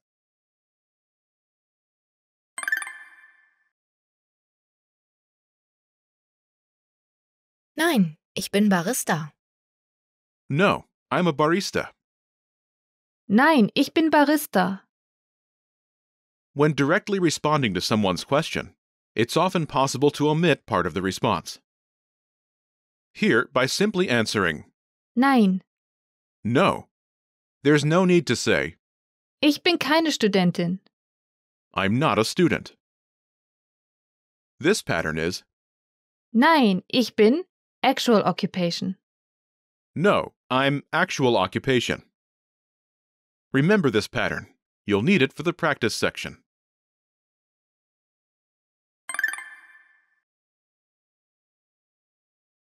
Let's review the new vocabulary. Student, Student, Student, Studentin, Studentin, teacher, Lehrer, Lehrer, Lehrerin, Lehrerin, engineer, Ingenieur, Ingenieur, Ingenieurin, Ingenieurin, nurse, Krankenpfleger, Krankenpfleger, Krankenschwester, Krankenschwester, doctor, Arzt, Arzt, Ärztin, Ärztin, Barista, barista, Barista, Barista.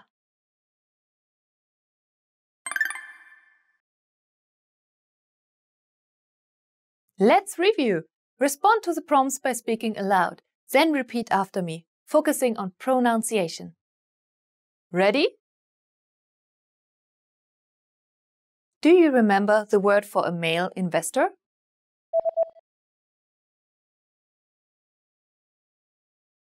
Investor. Investor. And how to say I as in I am? Ich. Ich. Do you remember how Marvin says, I'm an investor? Ich bin Investor. Ich bin Investor. Do you remember the word for a male student? Student. Student. Do you remember how Marvin says, I'm not a student?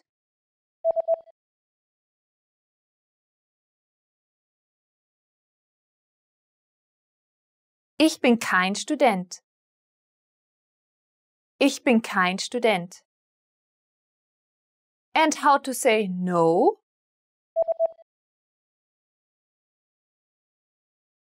Nein. Nein. Do you remember how Marvin Mars says, no, I'm not a student. I'm an investor.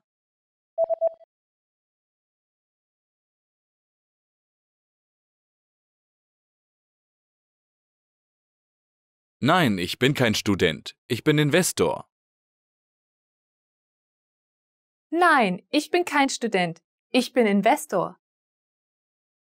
Do you remember how Mark Lee asks, are you a student?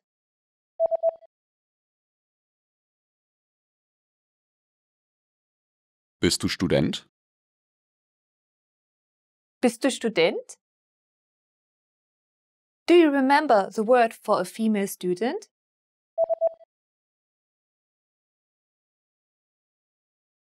Studentin. Studentin. And how to say not a female student?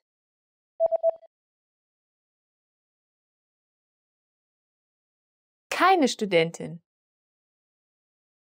Keine Studentin. And the word for a male teacher?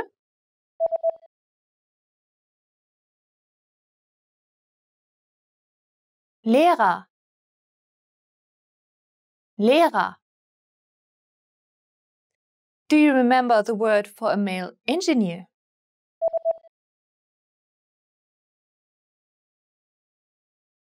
Ingenieur. Ingenieur.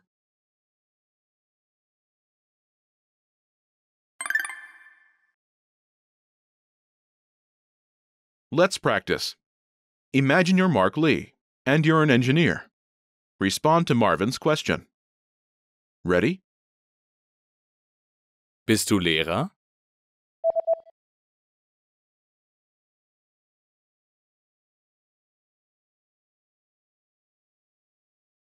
Nein, ich bin kein Lehrer. Ich bin Ingenieur. Listen again and repeat. Nein, ich bin kein Lehrer. Ich bin Ingenieur.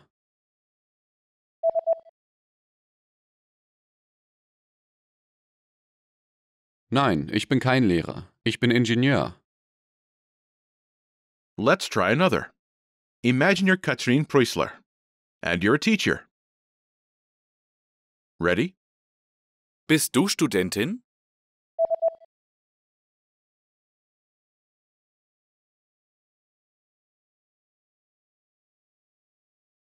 Nein, ich bin keine Studentin. Ich bin Lehrerin. Listen again and repeat. Nein, ich bin keine Studentin. Ich bin Lehrerin.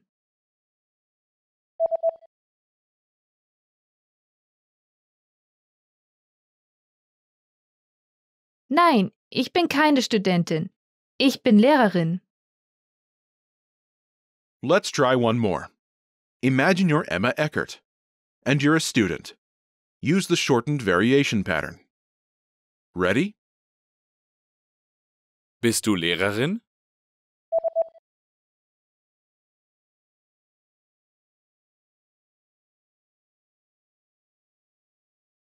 Nein, ich bin Studentin. Listen again and repeat. Nein, ich bin Studentin.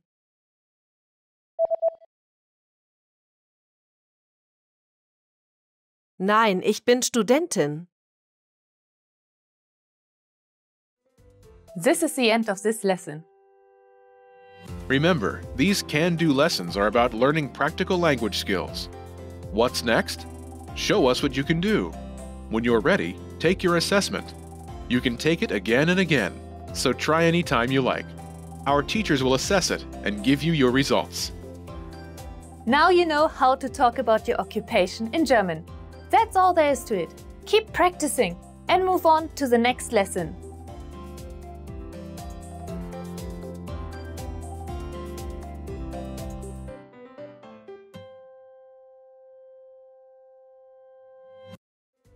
This is the end of this lesson. Now, here's what you can do to cement this conversation in your head.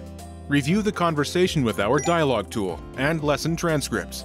Study the key words and phrases with our spaced repetition flashcards. Review the key grammar and cultural tips inside the lesson notes. And test yourself with our assessment tests. So click the link in the description right now and sign up for your free lifetime account to access our Can-Do course. Now you know how to talk about your occupation in German. That's all there is to it. Keep practicing and move on to the next lesson.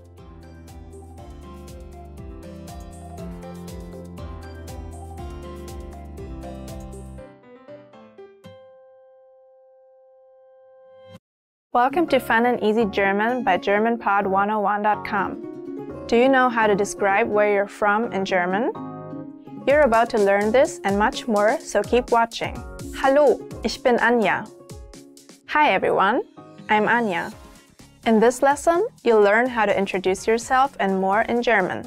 No matter where you are in the world, you will always meet people who are interested in hearing your story. This is why learning how to ask and answer typical questions in German, like who are you and where you're from, is essential for conversing with German-speaking people. In this video, we'll teach you how to ask and answer the following questions and more in German. What's your name? How old are you? Where are you from? How's the family? What are you doing here? What do you like to do? What do you do for a living? And why are you learning German? Let's start with the question, who are you? In German, who are you is wer bist du? Wer bist du? Wer bist du? It's not a very common question, so you probably won't have to use it that much. Instead, you'll likely ask, wie heißt du? What's your name? Wie heißt du? Wie heißt du? To answer this question or to introduce yourself, you can say, for example, ich heiße Anja. My name is Anja. Ich heiße Anja. Ich heiße Anja. And of course, you'll need to replace Anja with your own name. Similarly, you can also just say, ich bin Anja. I'm Anja. Ich bin Anja. Ich bin Anja. And again, replace my name with your own. If you want to ask about someone's age, you can say, wie alt bist du? How old are you? Wie alt bist du? Wie alt bist du? To answer this question, replace 26 or 26 with your age and say, ich bin 26 Jahre alt. I'm 26 years old. Ich bin 26 Jahre alt. Ich bin 26 Jahre alt. A question that often follows the previous one is, where are you from? In German, to say, where are you from, you say, woher kommst du? Woher kommst du? Woher kommst du? There are two common ways to answer this. Ich komme aus Russland. I come from Russia. Ich komme aus Russland. Ich komme aus Russland. And ich bin Amerikaner. I'm an American. Ich bin Amerikaner. Ich bin Amerikaner. If your home country is already known, however, you may be asked a question like, welche Stadt in Spanien? Which city in Spain? Welche Stadt in Spanien? Welche Stadt in Spanien? You can then answer the question by stating the city you're from, followed by Warst du schon da? Have you been there? For example, Bilbao. Warst du schon da? Bilbao. Have you been there? Bilbao. Warst du schon da? Bilbao. Warst du schon da? And that's where the conversation can get started. If you happen to move to a different city or country, it may be helpful to know the verb wohnen, meaning to live in. Wohnen. Wohnen. For example, if you live in Munich, you can say, Jetzt wohne ich in München. I live in Munich now. Jetzt wohne ich in München. Jetzt wohne ich in München. Now we learn how to ask about the family. It's common in Germany for one of the first questions someone you've just met would ask you to be, Hast du Geschwister? Do you have siblings?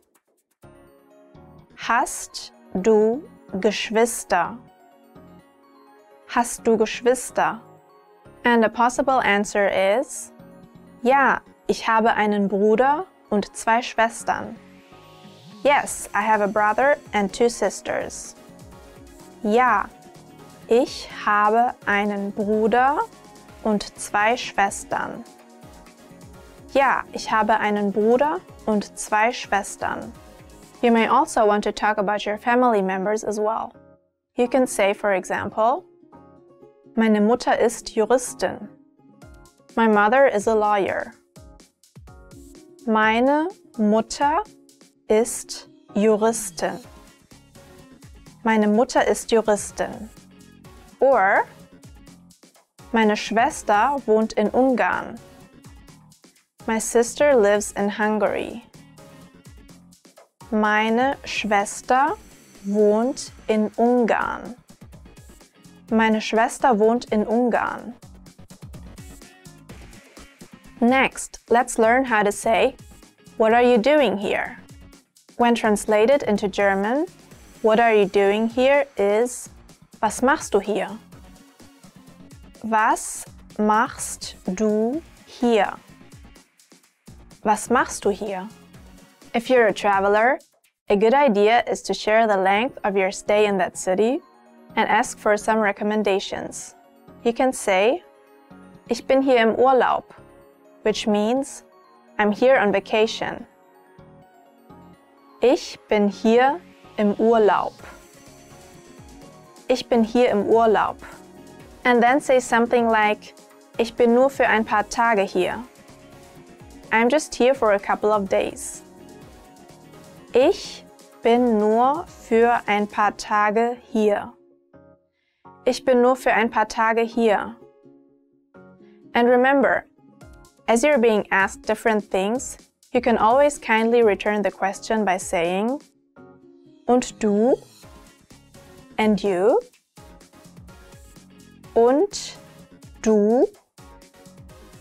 Und du? To then ask for recommendations, you can say, Was soll ich hier sehen? What should I see here? Was soll ich hier sehen? Was soll ich hier sehen? As an alternative, you could mention the name of the city by asking something like, Was soll ich in Hamburg sehen? What should I see in Hamburg? Was soll ich in Hamburg sehen? Was soll ich in Hamburg sehen?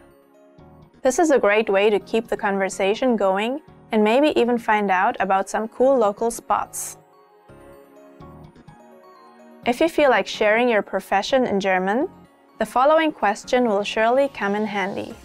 Firstly, to ask if someone's a student, you can say, Bist du ein Student? Are you a student? Bist du ein Student? Bist du ein Student? Actually, if you look very young, Germans might ask you this as well.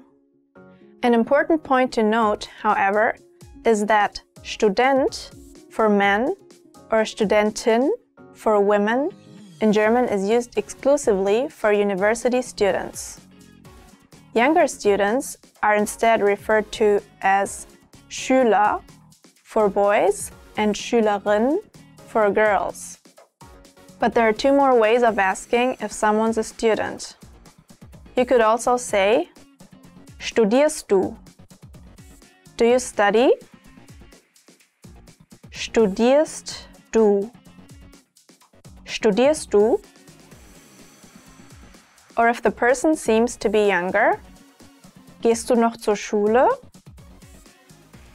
Are you still attending school? Gehst du noch zur Schule? Gehst du noch zur Schule? To say, what do you do for a living in German, you say, was machst du beruflich? What do you do for a living? Was machst du beruflich? Was machst du beruflich?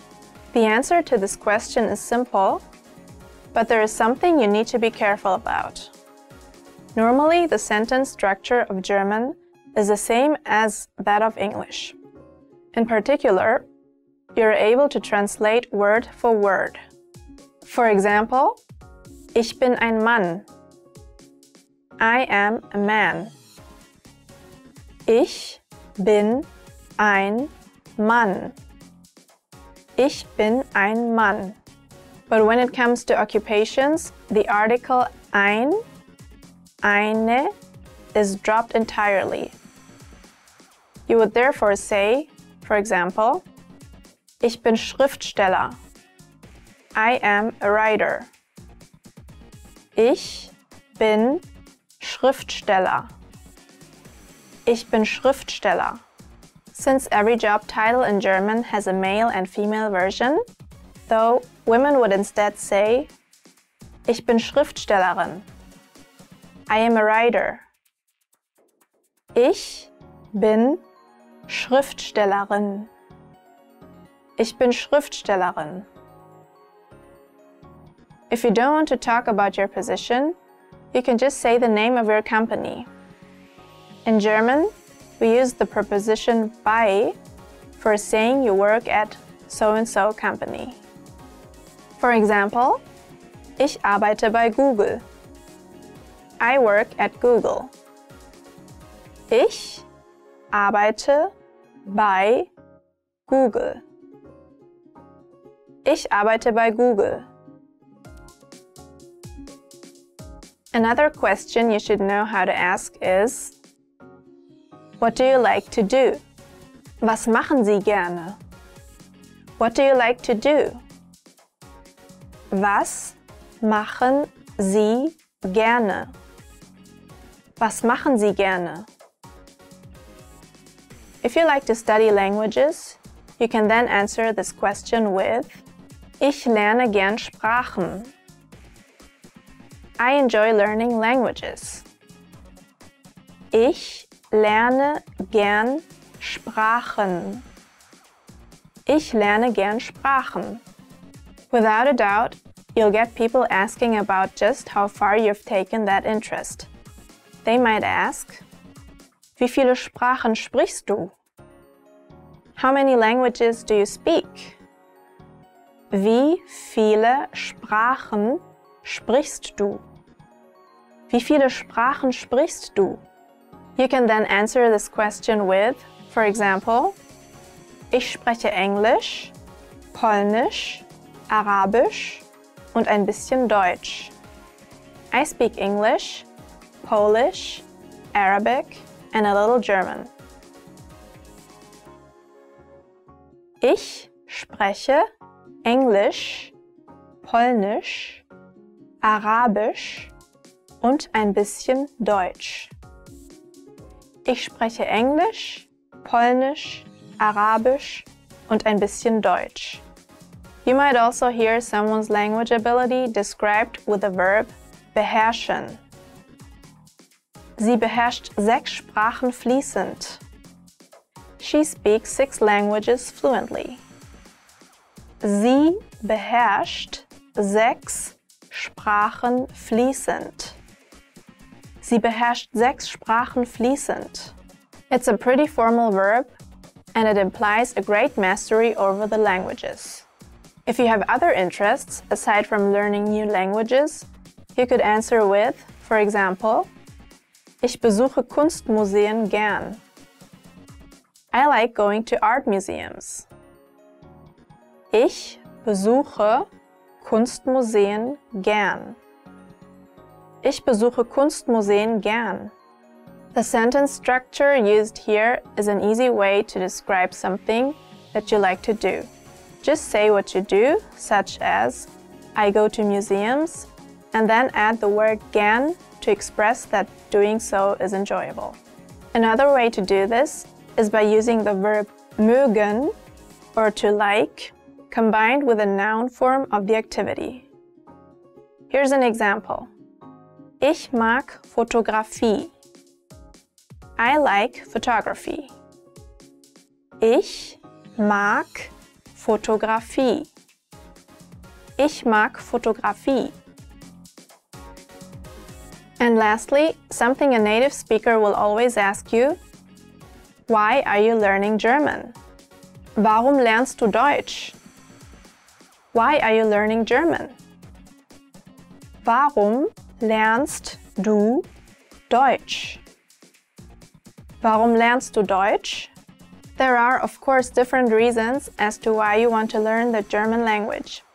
In this example, let's say you're learning because your family members were ethnically German or spoke the language at home. You could then say, for example, Meine Großmutter kam aus Österreich. My grandmother came from Austria. Meine Großmutter kam aus Österreich. Meine Großmutter kam aus Österreich. But what if you're really just interested in European history, or if you just enjoy traveling around? In that case, you can use a sentence like Ich mag die deutsche Kunstgeschichte sehr gern. I really like German art history.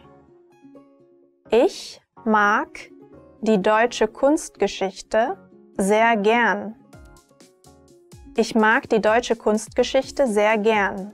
Or it could be that you have a fascination with German music or film. If you like Johannes Brahms, for example, you could say Ich finde die Musik von Brahms absolut atemberaubend.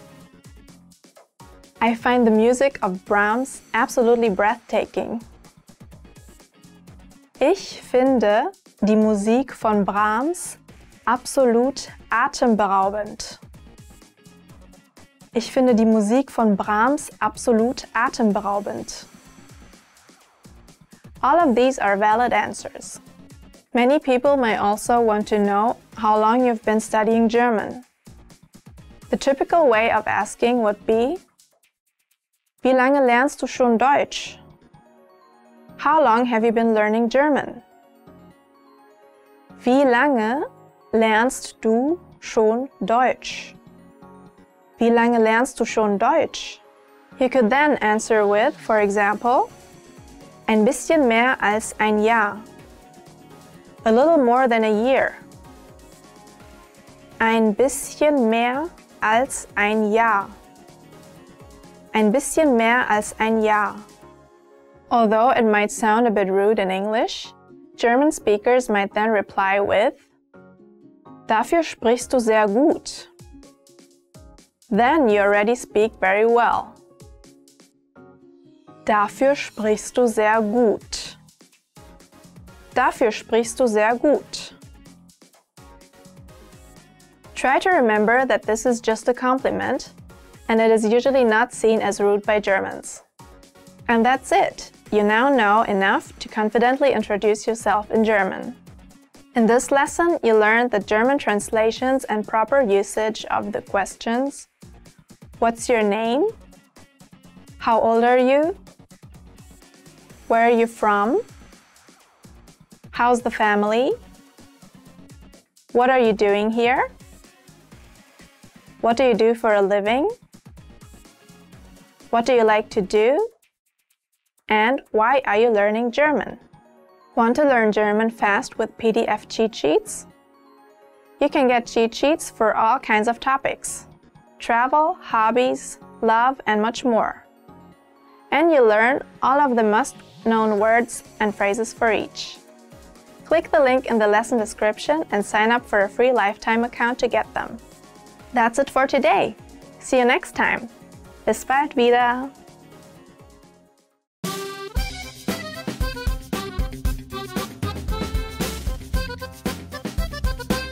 Hi, welcome to Introduction to German. My name is Alicia, and I'm joined by... Hi everyone, I'm Jenny. In this series, you learn everything you need to know to get started learning German. That's right, and we're here to help guide you through your journey. In this lesson, you'll learn the reasons you should start learning a new language, why you should learn German in particular, and how to get started. There are countless reasons, but perhaps the biggest one of all is that it could actually change your life. Learning a new language unlocks new pathways that are off limits to you now. There are certain things that you simply cannot do without having the technical or cultural skills that come from learning a new language. Like working or living in another country. Knowing another language provides you with greater job opportunities. You have the freedom to move to another country halfway around the world and be able to earn a living, or even better yet, build a career from it, instead of just being stuck in one place. Language allows you to visit or live in places that you may never have even considered going, simply because that wasn't a possibility for you. Knowing another language simply gives you more options to choose from. And learning a new language also helps you to be more open-minded and see the world from a new perspective. Language and culture go hand in hand. The world is a big place, and by broadening your understanding of other cultures, it allows you to be more empathetic and understanding of the many different ways that people live their lives. With language, you're able to see and experience more, which helps you to grow as a person. Learning a new language also improves your memory. Several studies have consistently shown that those who study another language have improved memory as opposed to those who didn't learn another language. Learning another language also keeps your brain healthy by significantly delaying the onset of Alzheimer's and dementia. This difference can be as much as 4 to 5 more years of quality life. And those are just some of the reasons you should learn another language. The list just goes on and on. Now you know the benefits of studying another language, but why should you learn German in particular? Have you heard of Adidas, BMW, or Audi? Well, they all come from Germany. Knowing German opens many career opportunities. Germany leads scientific research in many fields. In fact, many scientific studies are originally published in German. Some of civilization's most significant inventions, like the bicycle or the printing press, were developed in Germany. And what about the fact that Germany has the 4th largest economy in the world?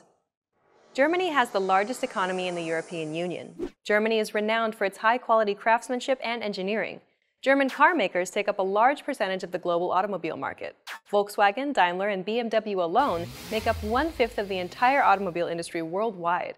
Knowing the German language can open up business opportunities for you. Understanding their customs and work ethic can go a very long way in the world of business. Oftentimes, it could even make or break an important business deal. So knowing German will put you ahead of the pack. Germany is also one of the top-ranked tourism destinations in the world. Germany is known for its festive culture, most notably for hosting Oktoberfest, which is a yearly beer festival of epic proportions. It hosts roughly 6 million visitors every year. Oktoberfest takes place in Bavaria in southern Germany, where many of Germany's pristine castles are located. In fact, castles like Schloss Neuschwanstein was actually the original model for the iconic Disney castle today. Another spot I really like is the Zugspitze, Germany's highest mountain. Being at the top gives you a great view of the Alps and the German countryside. In northern Germany, Berlin is of particular interest as this city has a mixture of cultures and ethnic groups as well as historical sites, museums, and street art. If you love traveling and exploring, learning German is a must, because it allows you to discover much more of Germany than just common tourist spots. Okay then, we've talked about why you should start learning a new language and why you should start learning German, but how can you get started, Jenny? The good news is that you already know some German. Kindergarten, Dachshund, Gesundheit. Not only does German use the same Roman script as English, but there are many loan words that have made their way into English. According to researchers, roughly 26% of modern English is derived from Germanic roots. The reverse is also true. Many English words are now used in German too. In fact, 10% of all the words in German are borrowed from English. Outlet, Club, Computer. This means that you already know about 10% of German vocabulary. Let's teach you something that you might not know but is very useful. Dankeschön. It means thank you very much in German. That's a useful phrase, but can you please explain a little more about it? Sure, the first part, danke, can stand alone. It means thanks. The second part, schön, means pretty. It makes danke more polite. So the phrase Dankeschön essentially means thank you very much. These two dots here will be unfamiliar to English speakers, but don't worry. We'll talk a little bit about them in the next lesson. For now, just listen and repeat after Jenny. Dankeschön. Now you try. Dankeschön. Your turn again. Dankeschön. One last time. Dankeschön. Well done! Now you know how to say thank you very much in German. We've covered a lot of things already, so why don't we wrap up the first lesson and recap on what we've learned. In this lesson, you learned that studying another language has many benefits, such as opening up career and business opportunities. Germany has a rich culture with many things to see and learn, and to say thank you very much in German, it's Dankeschön. In the next lesson, we're going to take a closer look at German pronunciation by examining the sounds of German, so be sure to watch the next video. See you in the next lesson. Bye! Bye!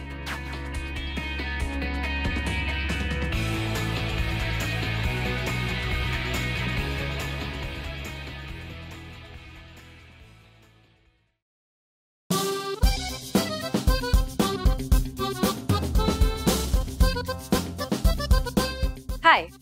Welcome to Introduction to German. My name is Alicia, and I'm joined by...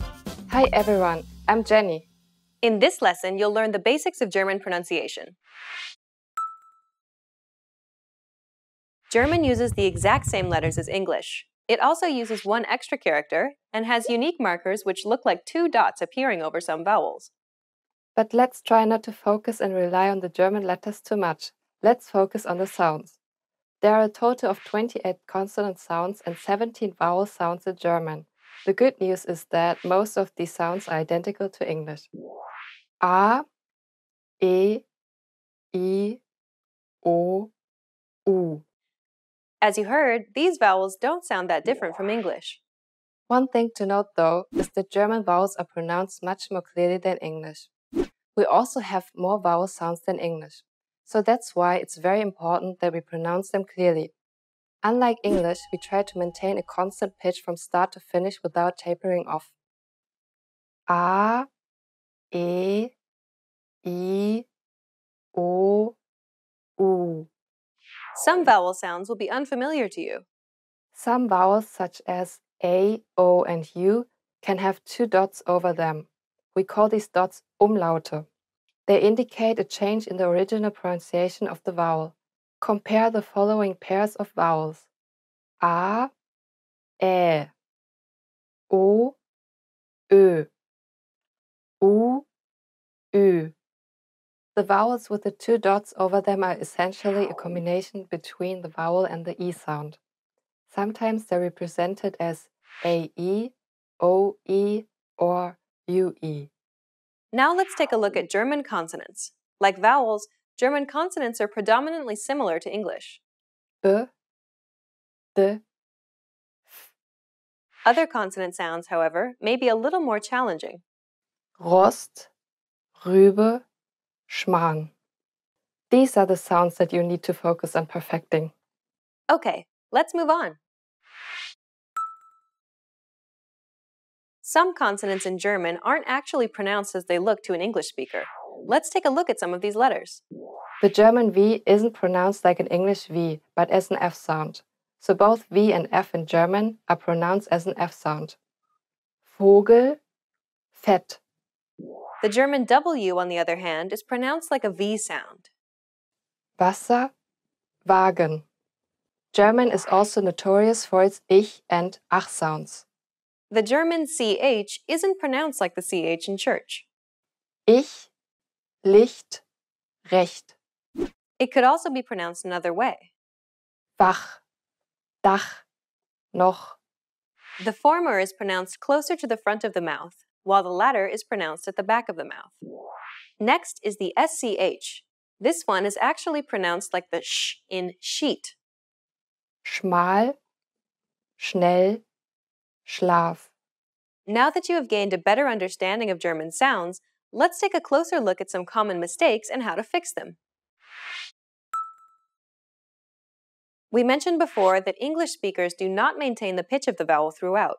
This often occurs because English speakers tend to glide on the vowel, needlessly adding a Y sound as they prolong the vowel. When pronouncing German vowels, try to maintain the same pitch throughout the vowel. Bad, Nebel, Igel, Ohr, U-Boot. Bär, blöd, über. Another challenging sound is the German guttural R sound. Rund, Rast.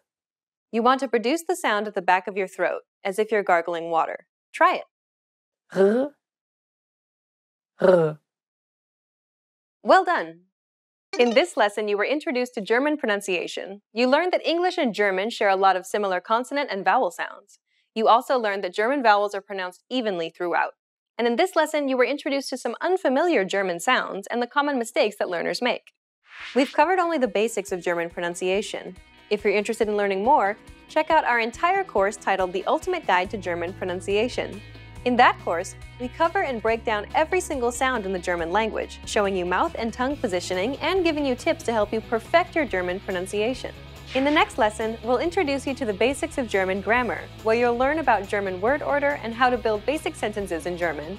See you in the next lesson. Bye! Bye!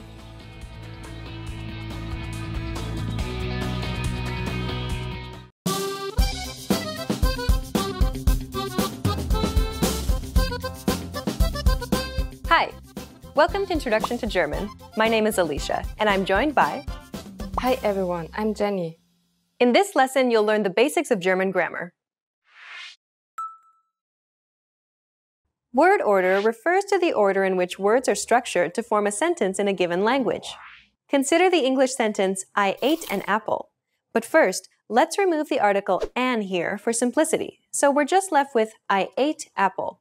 The basic word order for English is subject, verb, object, or SVO for short. If we break down the English sentence, I ate apple, we can see that the subject I is presented first, followed by the verb ate, and then finally the object apple is positioned last. This is the basic word order for sentences in English. Now let's compare that same sentence, I ate an apple, in German. Ich esse einen Apfel. Like before, let's remove the article to keep it simple, so we're just left with the words. If we break down the German sentence, we get the subject ich, meaning I. Then comes the verb esse, meaning eat. And finally we have the object Apfel, meaning apple. Ich esse Apfel. The basic word order for German then is subject, verb, object, or SVO for short. As you can see, English and German both have the same word order. This essentially means that you can create basic German sentences by exchanging English words for German words. This isn't perfect, but it's a good place to get you started. Understanding basic word order will allow you to string together the few German words you've learned to create basic sentences and to start communicating in German. In the previous section, you learned that English and German both use the same SVO word order. Let's study this aspect in a little more detail. First, let's take a look at an example in English. She sees the boy every day. We can clearly see the SVO word structure used in English, even with the adverb attached at the very end there. But what if we were to try and change the word order of this sentence? Let's swap the object and the subject around. Now we get, the boy sees she every day. As you can see, rearranging the word order of an English sentence actually changes the meaning of the sentence itself. The word order of German, on the other hand, is much more flexible than English. While German does follow an SVO word order like English, it's much less rigid, allowing us to move elements of the sentence around. Sie sieht den Jungen jeden Tag. Den Jungen sieht sie jeden Tag. As you can see, swapping the object and the subject around in German doesn't change the core meaning of the sentence itself. Jeden Tag sieht sie den Jungen. In fact, all parts of the sentence can be rearranged, except the verb. As long as the verb is the second element in the sentence, you can generally rearrange the sentence however you wish. We've talked about basic sentences in English and German, but what if you wanted to give more detail to a sentence? Consider the following English sentence. I like apples because they taste good. Notice how there are two parts to this sentence. I like apples and because they taste good. We call the first part of this sentence the main clause and the second part of this sentence the dependent clause because it depends on the first part to make sense. If we break down the two parts, we can see that English sticks to the SVO word order once again. Now, let's compare the same sentence in German. Ich mag Äpfel, weil sie gut schmecken. The main clause has the verb as the second element, so this is fine. The dependent clause, however, has the verb as the final element in the sentence, not as the second element. So in fact, German sentences will always have the verb as the second element, but if there's a dependent clause, the verb in that clause will always be moved to the final position. Ich mag Äpfel, weil sie gut schmecken. Negating basic sentences in German is easy compared to English. Simply add nicht, which means not, at the end of a German sentence. Ich schlafe. Ich schlafe nicht. If you want to show that you have zero sum of something, you would add kein, which can be translated to no, depending on the sentence. Ich habe kein Geld. Ich habe keine Energie. This is a simplified way to negate basic sentences in German. Formulating questions in German is also easy. Simply swap the verb and the subject to make a sentence into a question. Sie ist hier. Ist sie hier? Sie isst Äpfel. Isst sie Äpfel? Just a quick swap makes this a question. Well done! We've covered a lot of things in this lesson, so let's recap on what we've learned. In this lesson, you learned that the same word order as English can be used in German. German word order can be rearranged any which way, so long as the verb is the second element in the sentence. If there are dependent clauses, then the verb in that clause will appear at the end of the sentence. Simply add the word for not at the end of a sentence to make it negative. And to formulate a question, simply swap the subject and verb around. We've covered only the very basics of German grammar. If you're interested in learning more, check out our German in 3 Minutes video series. In that course, we teach you useful phrases while covering the fundamentals of German grammar, and each lesson is only 3 minutes long. In the next lesson, we will introduce you to basics of German writing. See you in the next lesson. Bye! Bye!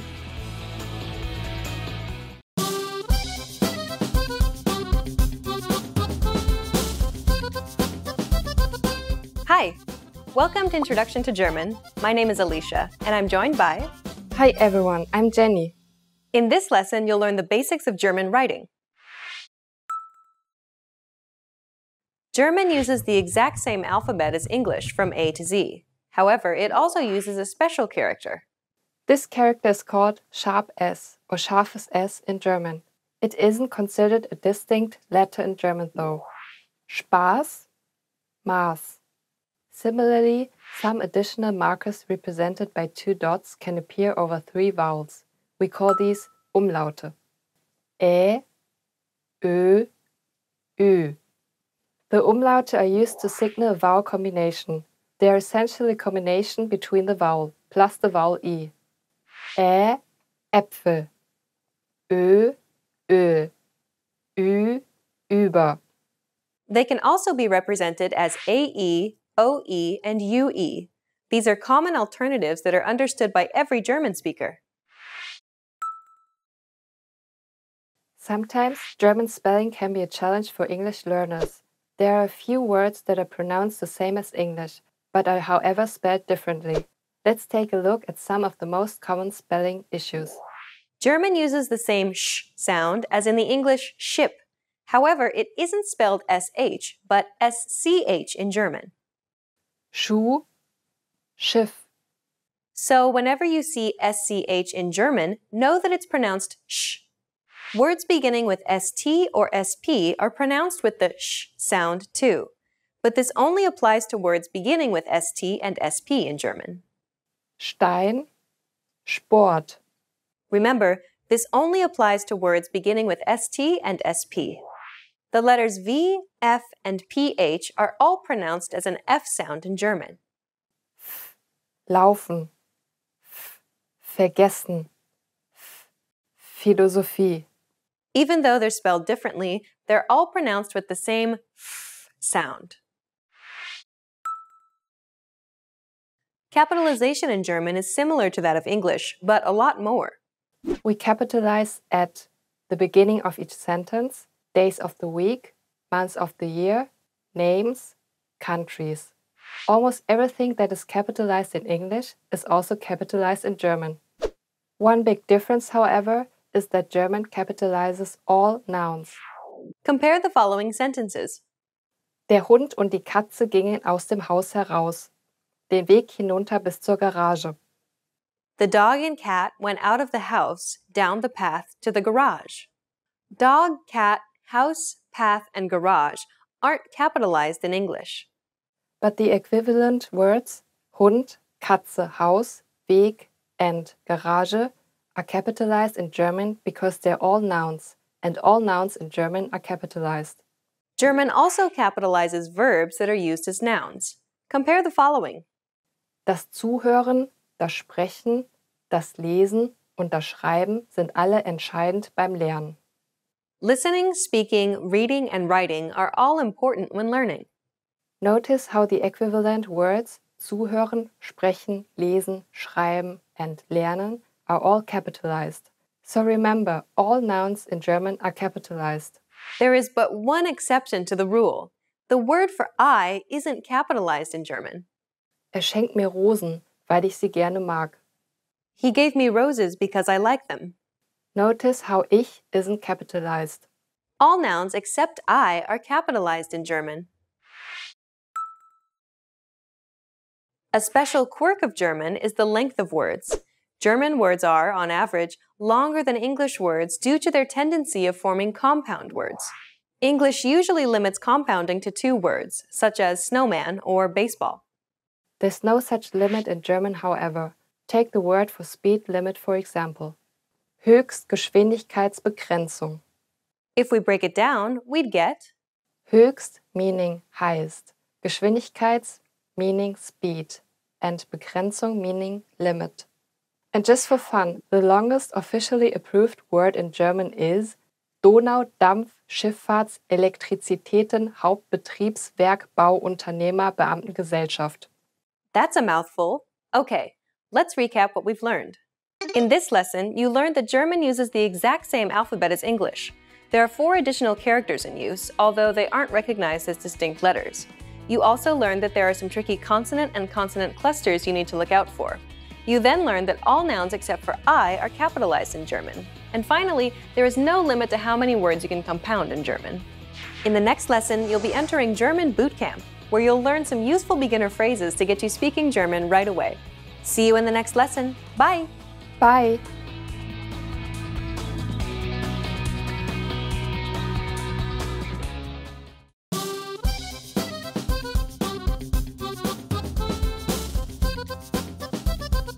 Hi! Welcome to Introduction to German. My name is Alicia, and I'm joined by... Hi everyone, I'm Jenny. In this lesson, we'll focus on teaching you the most useful German words and phrases for absolute beginners. Are you ready? Let's get started. The best phrase to learn when studying a new language is one that expresses gratitude and appreciation. If you had to learn only a single phrase, this would be it. We taught you this phrase in the first lesson of this series. Do you remember what it was? Dankeschön. It means thank you very much. Keep repeating after Jenny until you get it. Dankeschön. Your turn. Dankeschön. Dankeschön. Do you remember this character? We talked about it in our pronunciation episode. Listen to how I pronounce this vowel. Ö. Ö. It sounds a little bit like the I in girl. Ö. Dankeschön. One last time. Dankeschön. The next phrase we'll teach you is perhaps the second most useful phrase of all. It's to apologize or to excuse yourself. Entschuldigung. It means excuse me or I'm sorry. Entschuldigung. You can say this to grab a person's attention and ask for directions, or to excuse yourself when you bump into a stranger. Entschuldigung. Your turn. Entschuldigung. Entschuldigung. One last time. Entschuldigung. Now you can say thank you and excuse me or I'm sorry in German. Let's move on. Asking where something is an incredibly important and useful phrase to learn. You're going to need this when asking where the bathroom or train station is. To ask where something is, simply say, Wo ist? And then add the place or location. For example, if you want to ask, where is the bathroom in German, you can say, Wo ist? And then add the word for bathroom. Die Toilette. Altogether, it's, Wo ist die Toilette? Where is the bathroom? Wo ist die Toilette? Now you try.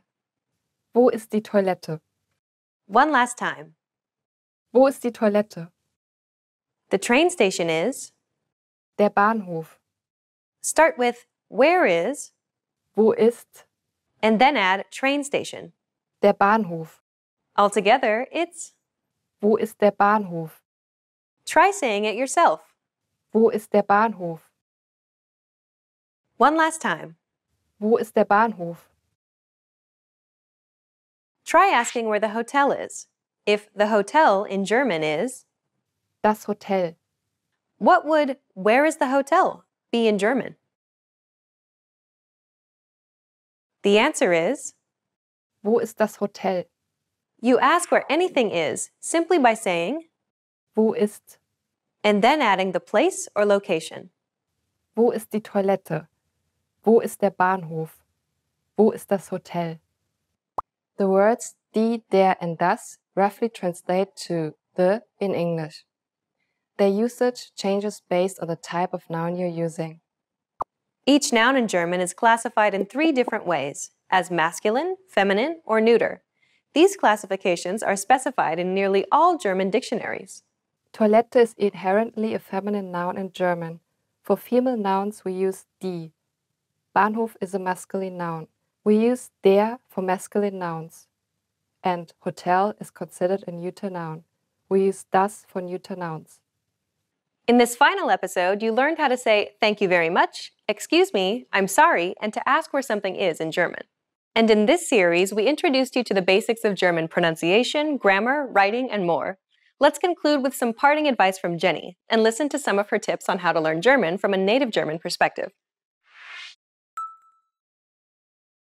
The best way to begin learning German is to start with simple words and build up your vocabulary. From there, you can start learning simple phrases and creating basic sentences. Don't concern yourself too much with articles and complex grammar when first starting out. Focus on stringing together words. Your goal is to communicate, and you don't have to be grammatically correct to do that. Learning basic word order and using the vocabulary that you know can get you a very long way. Remember, you can move any words around in German, as long as the verb is the second element in the sentence. Focus on this aspect, and you'll be able to speak German in no time. Lastly, learning German, like any language, requires you to immerse yourself in the language. Exposure to the language is key. One simple thing you can do to immerse yourself is to watch contemporary German videos. like our videos here at GermanPod101.com. This will ensure that you're learning real, applicable German in the fastest way possible. You've reached the end of this course, Introduction to German, but it's only the beginning of your journey to German fluency. Where do you go from here? Start familiarizing yourself with the sounds of German by checking out our Ultimate German Pronunciation Guide, or check out any of our other video series. We have many different categories for you to choose from. Good luck as you continue learning German, and I'll see you in another video. Bye! Bye!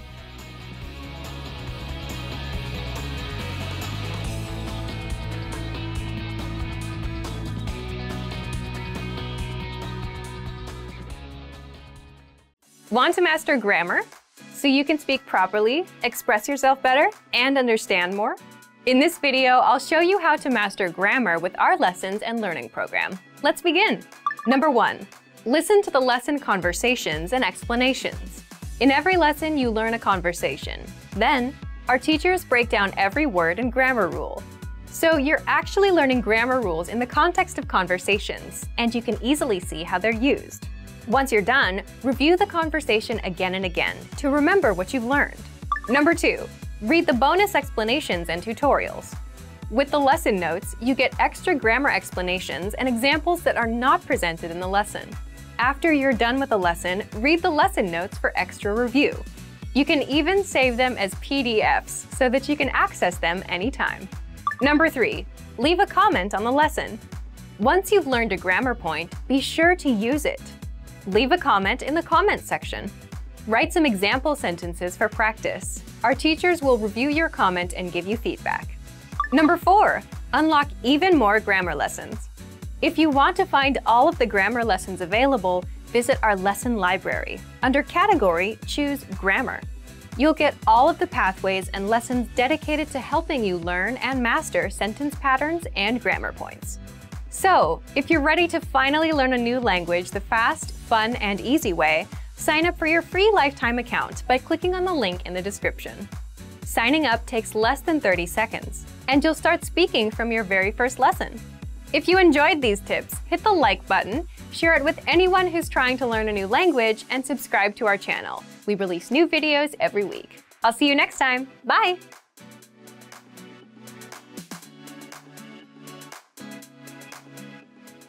Hi, my name is Elisa. Welcome to Top 25 German Phrases. Let's get started. Hallo. Hello. Hallo.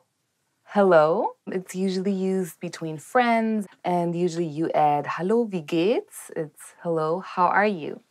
Guten Morgen. Good morning. Guten Morgen. Good morning. And obviously it's used in the very casual would be just morning. Morgen, guten Tag, good afternoon. Guten Tag means good afternoon or good day. You don't usually say it to friends. Guten Tag. Na klar, of course. Na klar means of course. I actually use it a lot. It's very casual. Kannst du mein Auto heute waschen? Na klar. That would be really good. But it means, can you wash my car today? Of course. Who wouldn't want that, right? Wie heißen Sie? What's your name? Wie heißen Sie means what's your name? Wie heißen Sie is a very formal way to say it. Between friends, it would be more wie heißt du? Wie heißen Sie? Ich heiße Alisa.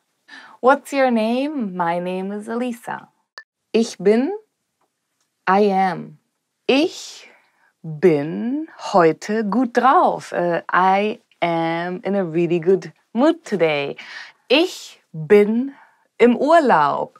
I am on vacation. Wie geht es Ihnen? How are you? Wie geht es Ihnen? And then, mir geht es gut. How are you? I am good. Es freut mich, Sie kennenzulernen. Nice to meet you. Hallo, wie geht's? Es freut mich, Sie kennenzulernen. Hello, how are you? Nice to meet you is a very common sentence. Mir geht es gut, danke. Und Ihnen? I'm fine, thanks. And you? Mir geht es gut, danke. Und Ihnen? I'm fine, thanks. And you? It's the answer to if you get asked, wie geht es Ihnen? When you're talking to friends, you can actually say, mir geht es gut, danke. Und dir? Bitte, please. Bitte also means you're welcome. Danke, dass du heute einkaufen warst. Ach, bitte. Thank you for going grocery shopping today. You're welcome. Bis später. See you later. Bis später. See you later. Bis gleich means when you're actually meeting in maybe 5 to 10 minutes. And bis später is used mostly, for example, in the morning and you're going to meet during the evening. Hallo, sollen wir heute essen gehen? Ja, gerne. Ja, dann bis später. Hello, should we go have something to eat today? Yes, sure. See you later. Ich glaube schon. I think so. Ich glaube schon. I think so. Meinst du, wir können heute was trinken gehen? Ich glaube schon. Yeah, do you think we can go have drinks tonight? I think so. Ich glaube schon is kind of like an uncertain thing to say. Danke. Thank you. Danke. Thank you. Danke is very casual between friends and family. Wie geht es dir heute? Danke, sehr gut. How are you today? Thank you. I am fine. Gern geschehen. You're welcome. Ja, danke, dass du mir beim Umzug geholfen hast. Gern geschehen. Thank you for helping me move. You're welcome. Ja, yes. Ja means yes. And of course, it's a very, very common word in German. You use it all the time when you're listening to someone. Ja, kannst du heute bitte mit dem Hund spazieren gehen? Ja. Can you take the dog for a walk today? Yes. Nein, no. Nein, no. Hast du am Samstag Zeit? Nein, leider nicht. Are you free on Saturday? No, sorry, I'm not. Just saying nein is a little bit rude, so people just add, no, I am not free. Okay, okay. It's more used with friends and family and not at workplace. When I was a child, I wasn't allowed to say okay, for example. I had to say yes or no. Ja, nein. And of course, okay is also used, for example, wie geht es dir? Or mir geht's okay. How are you? I'm okay.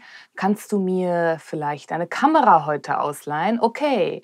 Could you lend me your camera today? Okay. Entschuldigung. Excuse me. Entschuldigung. Excuse me. Entschuldigung, Sie haben gerade Ihre Schlüssel verloren. Excuse me, you just dropped your keys. So yeah, excuse me and I'm sorry means both. Entschuldigung. It's a very formal way to ask somebody for a favor. Kein Problem. No problem. Kein Problem. No problem. It's a very common sentence. I use it all the time. Kein Problem. Kein Problem. Kein Problem. If somebody's gonna be late or, yeah, ich komme erst in 10 Minuten. KP means no problem. Wie viel Uhr ist es? What time is it?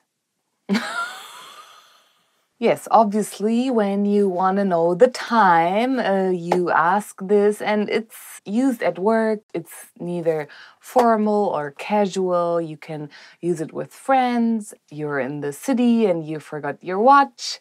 Entschuldigen Sie, wie viel Uhr ist es? Excuse me, what time is it?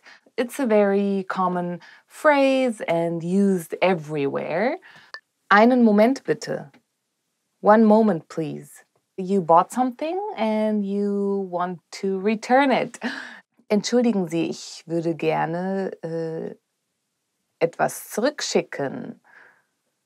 Einen Moment bitte. excuse me, I would like to return something. One moment, please. Ich hätte gerne, I would like. Ich hätte gerne einen Salat mit Pommes. I would like a salad with fries. Wait. I would like a water. Wie viel macht das? How much is it? Ich hätte gerne ein Kleid für eine Hochzeit. Wie viel macht das? I would like a dress for a wedding. How much is it? Zahlen bitte. The check, please. Zahlen bitte. The check, please. When you're ordering something and you're finished and you want to pay, you usually say to the waiter or waitress, Zahlen bitte.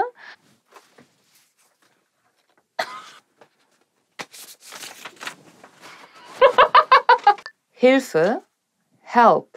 Hilfe!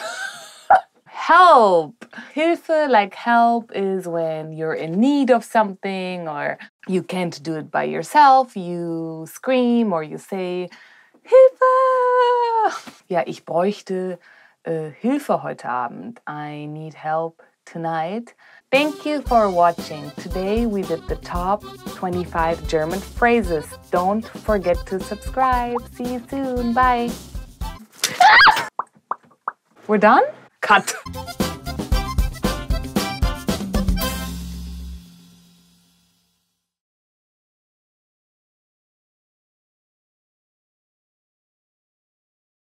Want to finally learn German the fast, fun, and easy way?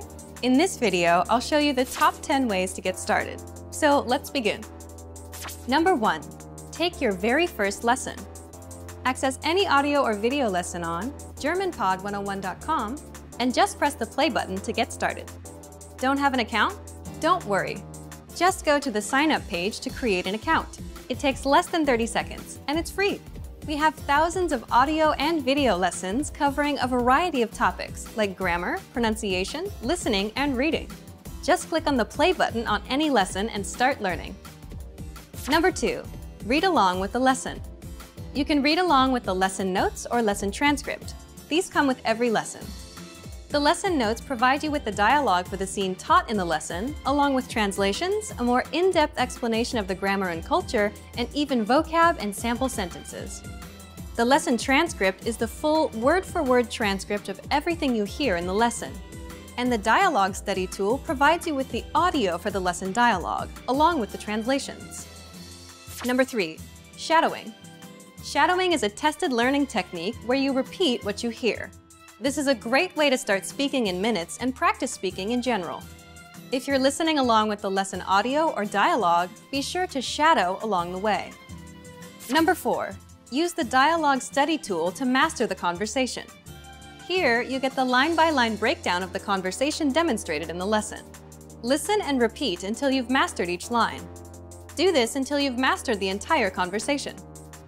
Number 5, use the voice recorder to perfect your pronunciation and speaking. In the Dialogue Study tool, you'll find a microphone icon next to each line.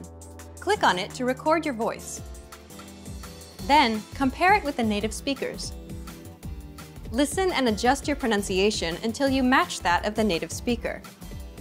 Number 6, review vocab with the lesson vocabulary list. Vocabulary words are the building blocks of language. You can save vocab words taught in each lesson by clicking on Add to Word Bank. Want to drill the words with smart flashcards instead? Just click on Add to Flashcard Deck to do so. Number 7, listen to the review track. If you've studied an audio lesson before, just listen to the review track so that you don't have to listen through the entire lesson again. This is a great way to reinforce the material that you've learned, and it's great to have on the go. Just access any audio lesson and click on the download icon. Then click Review to download the review track. Number 8, review with quizzes after the lesson. Once you're confident enough with the material taught in the lesson, be sure to take the quiz to test your newfound knowledge. Take the review questions and answer true or false for each one. Or take the writing questions and input your answer.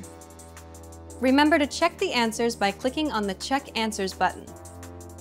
Number 9, participate and leave a comment.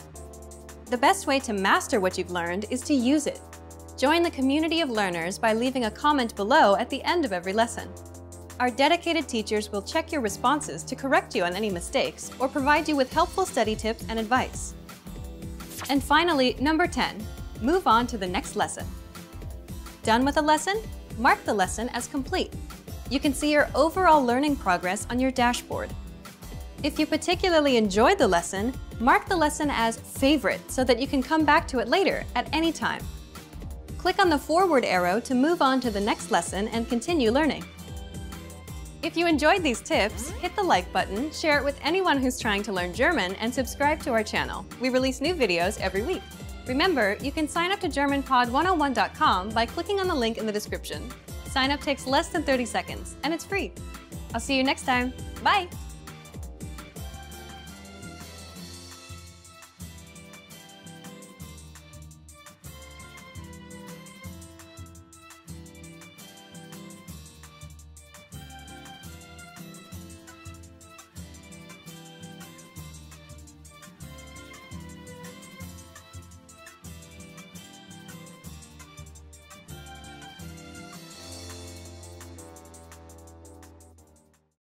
Are you feeling confident as a beginner-level language learner? Are you ready to move up to the intermediate level? Here are some tips to help you make that leap and advance your language learning progress. Tip number 1, determine your skill level. It's important to look across your skills in the major language competencies: listening, speaking, writing, and reading. By taking our level assessment test, you can review your skills in each competency and see your strengths and weaknesses. Keep in mind it's normal to be better in some skills than others. Premium Plus users can take our level assessment test and get personalized recommendations and learning pathways based on your results. Once you've figured out which skills need work, it's time to take action. No matter which of your language skills need to be improved, make sure you choose a method that's both effective and fun to help maintain your regular learning routine. Tip number 2, listening. The most effective way to build your listening comprehension is by building a strong vocabulary. The more vocab you master, the easier it will be to understand the context and details of the conversation. Songs in the target language are a key listening tool that will teach you common, everyday vocabulary. By learning and memorizing the lyrics, you're building up your vocabulary. If you really want your listening skills to take off, listen to our podcasts. We have hundreds of hours of audio lessons for you to listen to. Before you know it, you'll be able to understand shows and movies. Tip number 3, speaking. Add speaking elements to your language routine. Try shadowing podcasts, repeating along while you listen. Match the native speaker's pronunciation and intonation. This is a fantastic way to improve your fluency and accuracy. You can also find a partner for conversation exchange. A partner can help correct your mistakes and teach you more natural ways to phrase your ideas. Tip number 4, writing. An easy way to start writing more often is by keeping a one-sentence journal. Write one sentence in a journal every day. It doesn't take a lot of time and is a great habit for beginners to build a routine. You have to be consistent to make improvements. Ask native speakers to correct your writing to improve even faster. You can submit sentences and phrases to your teacher using Premium Plus. Tip number 5, reading. Reading is a skill you can improve by yourself. There's no need to rush. It doesn't matter if you read 1 or 100 pages at a time. What matters is that you understand what you read. Write down new words as you read them to practice later. If there's an audio version, read along with the narrator. It'll help you read at a slightly faster speed than normal. You can use the audio that comes with each of our lessons. Bonus tip, never give up. Where do your language skills currently stand? Where do you want them to be? How do you get there? Whatever your goal is, make it clear and part of your life. You'll reach it if you stay focused and positive. And if you really want your skills to take off, make use of our tools and resources. They're designed to help you get to the next level in the fastest, easiest, and most fun way. Just click the link in the description to sign up for a free lifetime account. Sign up takes less than 30 seconds. Click the link in the description and start learning right away. I'll see you there. Bye! Can you really learn a new language all alone? Learning a language without traditional classroom instruction may seem quite daunting at first. What if you run into questions? How do you stay on track and motivated to achieve your goals? Don't worry. Not only is it possible to learn any language without traditional classroom instruction, we have created an advanced and extensive online language learning system to help you do just that. It's designed to help you learn a language on your own and is faster, more convenient, and less expensive than traditional classroom options. Here are 3 reasons to learn a language alone. Number 1. Learn at your own pace and on your own schedule. In today's fast-paced world, there isn't always time for traditional classroom instruction. But when you learn alone, you can study anywhere and anytime that suits your schedule best. It makes it far easier to actually reach your goal of learning and mastering the language. Number 2. Learning a language on your own can reduce stress and anxiety. In traditional classroom settings, there are pop quizzes, tests, and presentations in front of classmates. While it's valuable to learn public speaking skills and to be able to perform under pressure, for some people, these classroom pressures are a big hurdle for their language learning dreams. Learning alone, however, removes these stressors. Learning outside of a traditional classroom setting can help reduce some of the stress you may feel, and you can work towards your goals all on your own. Number 3. Learning alone can help improve cognitive function. While classroom settings often require learners to spend lots of time memorizing information and following instructions, studying a language on your own requires you to problem solve so that you can self-teach and hit your goals. You'll also need to be strict with yourself and stick to a regular study schedule. So yes, in some ways, learning a language on your own can be more challenging than learning in a traditional classroom setting. But teaching yourself a language pays dividends throughout life. In addition to learning a language, you'll also learn time management and problem-solving skills. These are skills that will aid you when social and professional opportunities arise. So, how do you actually learn a language on your own? Number 1. Access our huge collection of audio and video lessons. Ideally, you want audio and/or video lessons that teach vocabulary, grammar, and provide actual conversations and dialogue in your target language to help you with real pronunciation. We have hundreds of hours of HD audio and video lessons on our website, created by professional teachers and actors to help you achieve perfect pronunciation. Plus, all lessons can be accessed 24/7 via any device with internet access. Number 2. Learning paths with courses based upon your exact needs and goals. Simply tell us your goals and we will identify the best courses and study plan to help you reach them in the shortest time possible. Even though you are technically learning a language on your own, our team is always here to help and make sure you reach your goals fast. Number 3. Use advanced learning tools. When you have the right tools and learning resources, it's actually easy to teach yourself a language. Over the last 10 years, we've developed, tested, and refined more than 20 advanced learning tools. These tools aim to boost retention and reduce learning time. Eliminate stress and start learning at your own pace, in bed, your car, or wherever you have a few spare minutes. Our learning resources and tools are designed to help you get to the next level in the fastest, easiest, and most fun way. Just click the link in the description to sign up for a free lifetime account. So if you want to learn language anytime, anywhere, sign up for a free lifetime account by clicking the link in the description. Sign up takes less than 30 seconds. Click the link in the description and start learning right away. I'll see you there. Bye! Want to master grammar so you can speak properly, express yourself better, and understand more? In this video, I'll show you how to master grammar with our lessons and learning program. Let's begin. Number 1. Listen to the lesson conversations and explanations. In every lesson, you learn a conversation. Then, our teachers break down every word and grammar rule. So you're actually learning grammar rules in the context of conversations, and you can easily see how they're used. Once you're done, review the conversation again and again to remember what you've learned. Number 2. Read the bonus explanations and tutorials. With the lesson notes, you get extra grammar explanations and examples that are not presented in the lesson. After you're done with the lesson, read the lesson notes for extra review. You can even save them as PDFs so that you can access them anytime. Number 3. Leave a comment on the lesson. Once you've learned a grammar point, be sure to use it. Leave a comment in the comments section.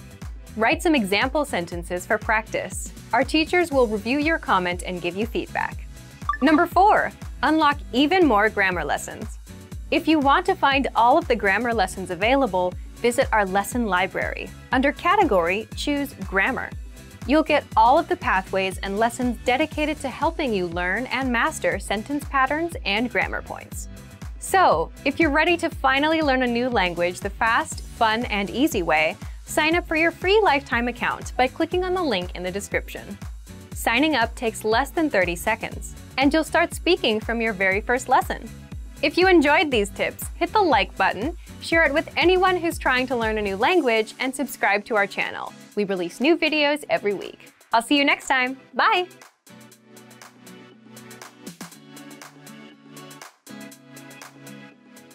Have you always wanted to learn a new language? You probably have your own reason for wanting to learn, but there are huge benefits to being bilingual that you might not know about. In this video, I'll introduce a few of them. Here are some reasons why you should learn a new language. Number 1, you become smarter. Studies show that learning a new language improves your focus and memory. It improves your decision-making. You score higher on intelligence tests, and you're less likely to be swayed by propaganda. Number 2, you make more friends. Because you get to communicate with more people, you can meet more people and make more friends. This will help you get more opportunities, like jobs. Number 3, find love. The more people you meet, the more opportunities you have of finding that special someone. Number 4, you can travel with ease. Simply because you can express yourself confidently in another language. Catching a cab, ordering food, and getting around will never be a problem. Number 5, you're more open-minded and feel more empathy. Because a new language puts you in another culture's shoes. When you can speak in another language, you see the world the way that the native speakers do. In fact, when some bilinguals switch from one language to another, they also switch personalities and express themselves differently. For example, people tend to feel more direct and assertive when speaking English, and more polite when speaking Japanese. So this allows you to understand others' worldviews and connect with people on a deeper level. Number 6, you delay the mental effects of aging. By 4 or 5 years.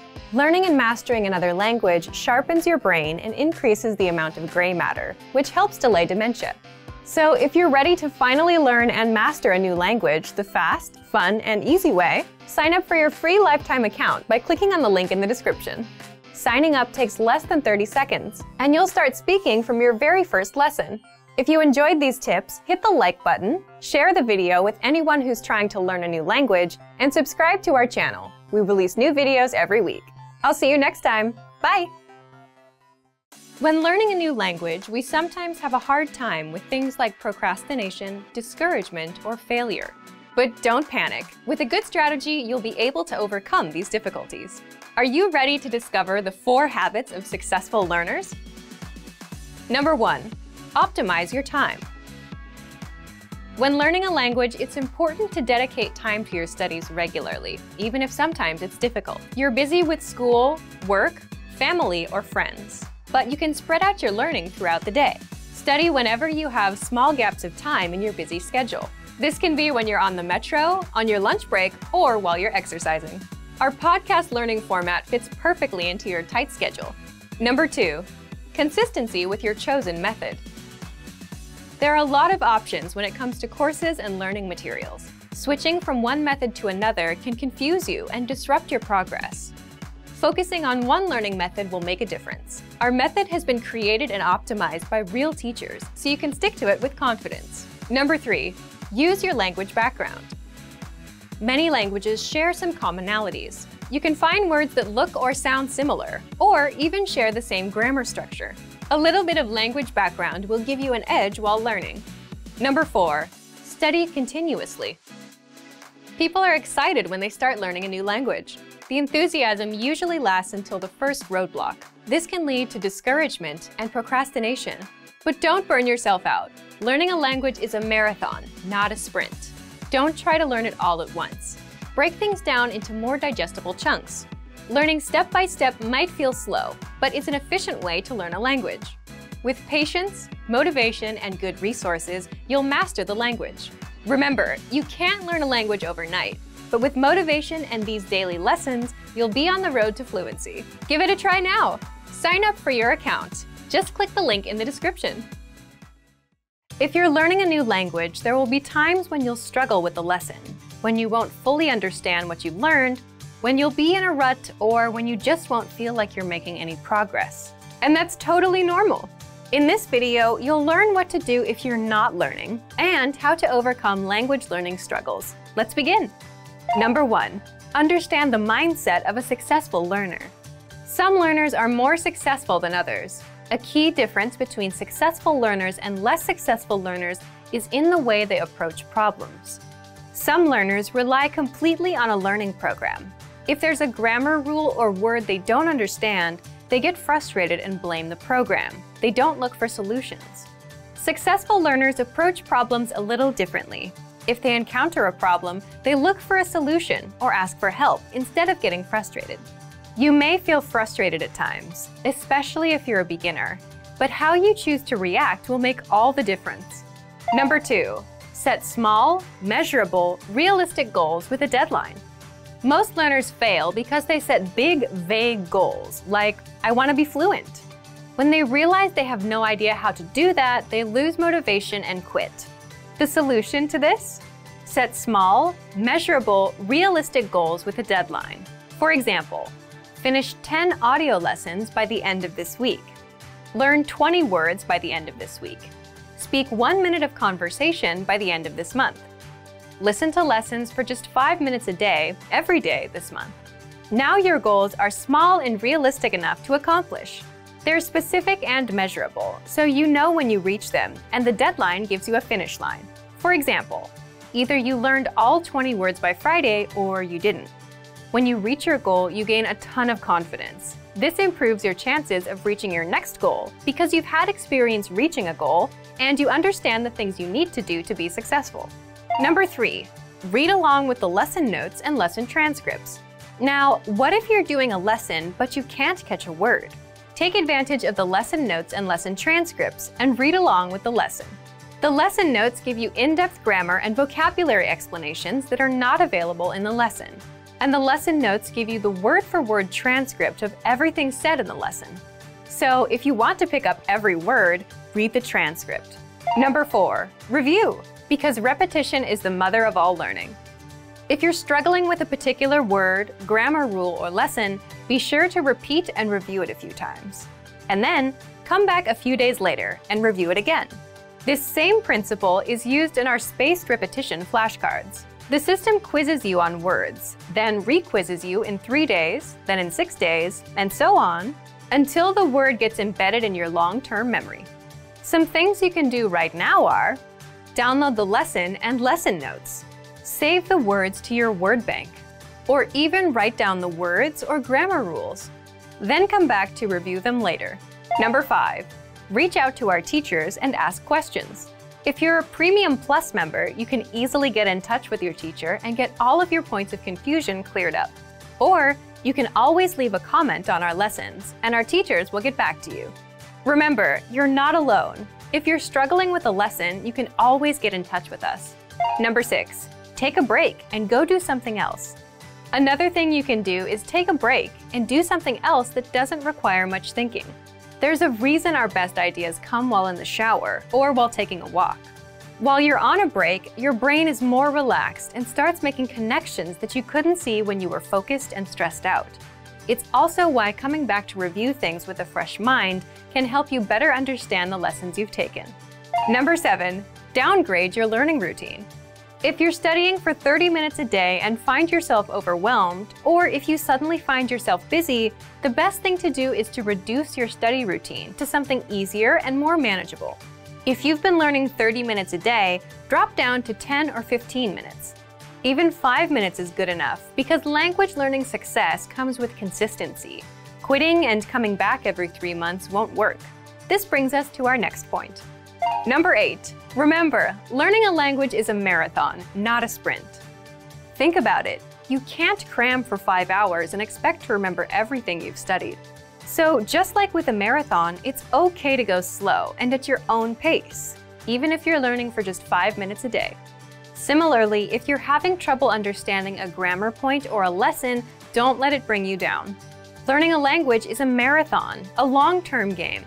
The little points of confusion you have now are just small obstacles, and you'll fully understand them with time. So, if you're ready to finally learn a new language the fast, fun, and easy way, sign up for your free lifetime account by clicking on the link in the description. Signing up takes less than 30 seconds, and you'll start speaking from your very first lesson. If you enjoyed these tips, hit the like button, share the video with anyone who's trying to learn a new language, and subscribe to our channel. We release new videos every week. I'll see you next time. Bye! If you're tired of knowing and speaking the language at a basic level and want to express yourself fluently just like native speakers, then you'll need to learn grammar. The problem? It can be tricky to learn. But don't worry. In this guide, you'll discover how to learn and master grammar with the Grammar Bank. 1. Where to get all of the grammar explanations you'll ever need. 2. The best way to learn grammar that's right for your level. And 3. How to expose yourself to real examples until the rules become natural to you with a study tool called the Grammar Bank inside of our learning program. But first, if you don't yet have access to our program, sign up for a free lifetime account right now. Just click the link in the description. First, what is the Grammar Bank? The Grammar Bank is like a grammar dictionary, except online. It's a database of the must-know grammar rules and explanations that makes it easy to look up specific rules and learn them. Look for it in the top menu of our site. 2. How do you learn grammar with it?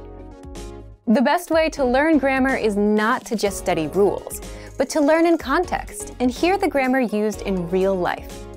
And that's exactly how you learn with our lessons. You learn a quick conversation and hear how the grammar rules are used within that conversation. 3. What if you come across grammar that you're not familiar with? Or what if you want to review a specific rule without going back to redo a lesson? That's where the Grammar Bank comes in. You can look up grammar rules and get the explanations, examples, and links to lessons where we cover these rules. You can also sort grammar by learning level. So if you're an absolute beginner and want to make sure you know all of the absolute beginner grammar rules, you can do just that with the Grammar Bank. You can also sort the rules by spelling, category, and lesson series. And if you want to get used to the grammar patterns so that you can use them in conversation and become fluent, the best way is to expose yourself to examples as much as possible. Grammar is hard at first, but gets easy once you get used to it with enough exposure. Be sure to access the related lessons inside the Grammar Bank and listen to the native conversations that use the rule as much as possible. So, if you want to become fluent and speak perfectly, you'll need grammar. Take advantage of the Grammar Bank inside of our learning program. But if you don't yet have access, sign up for a free lifetime account right now. Just click the link in the description to sign up. Expand your vocabulary with our Core 2000 Words ebook. It's free and packed with essential expressions that you'll use on a daily basis. Start building your vocabulary today. Click the link in the description below to download your free German ebook before it's gone.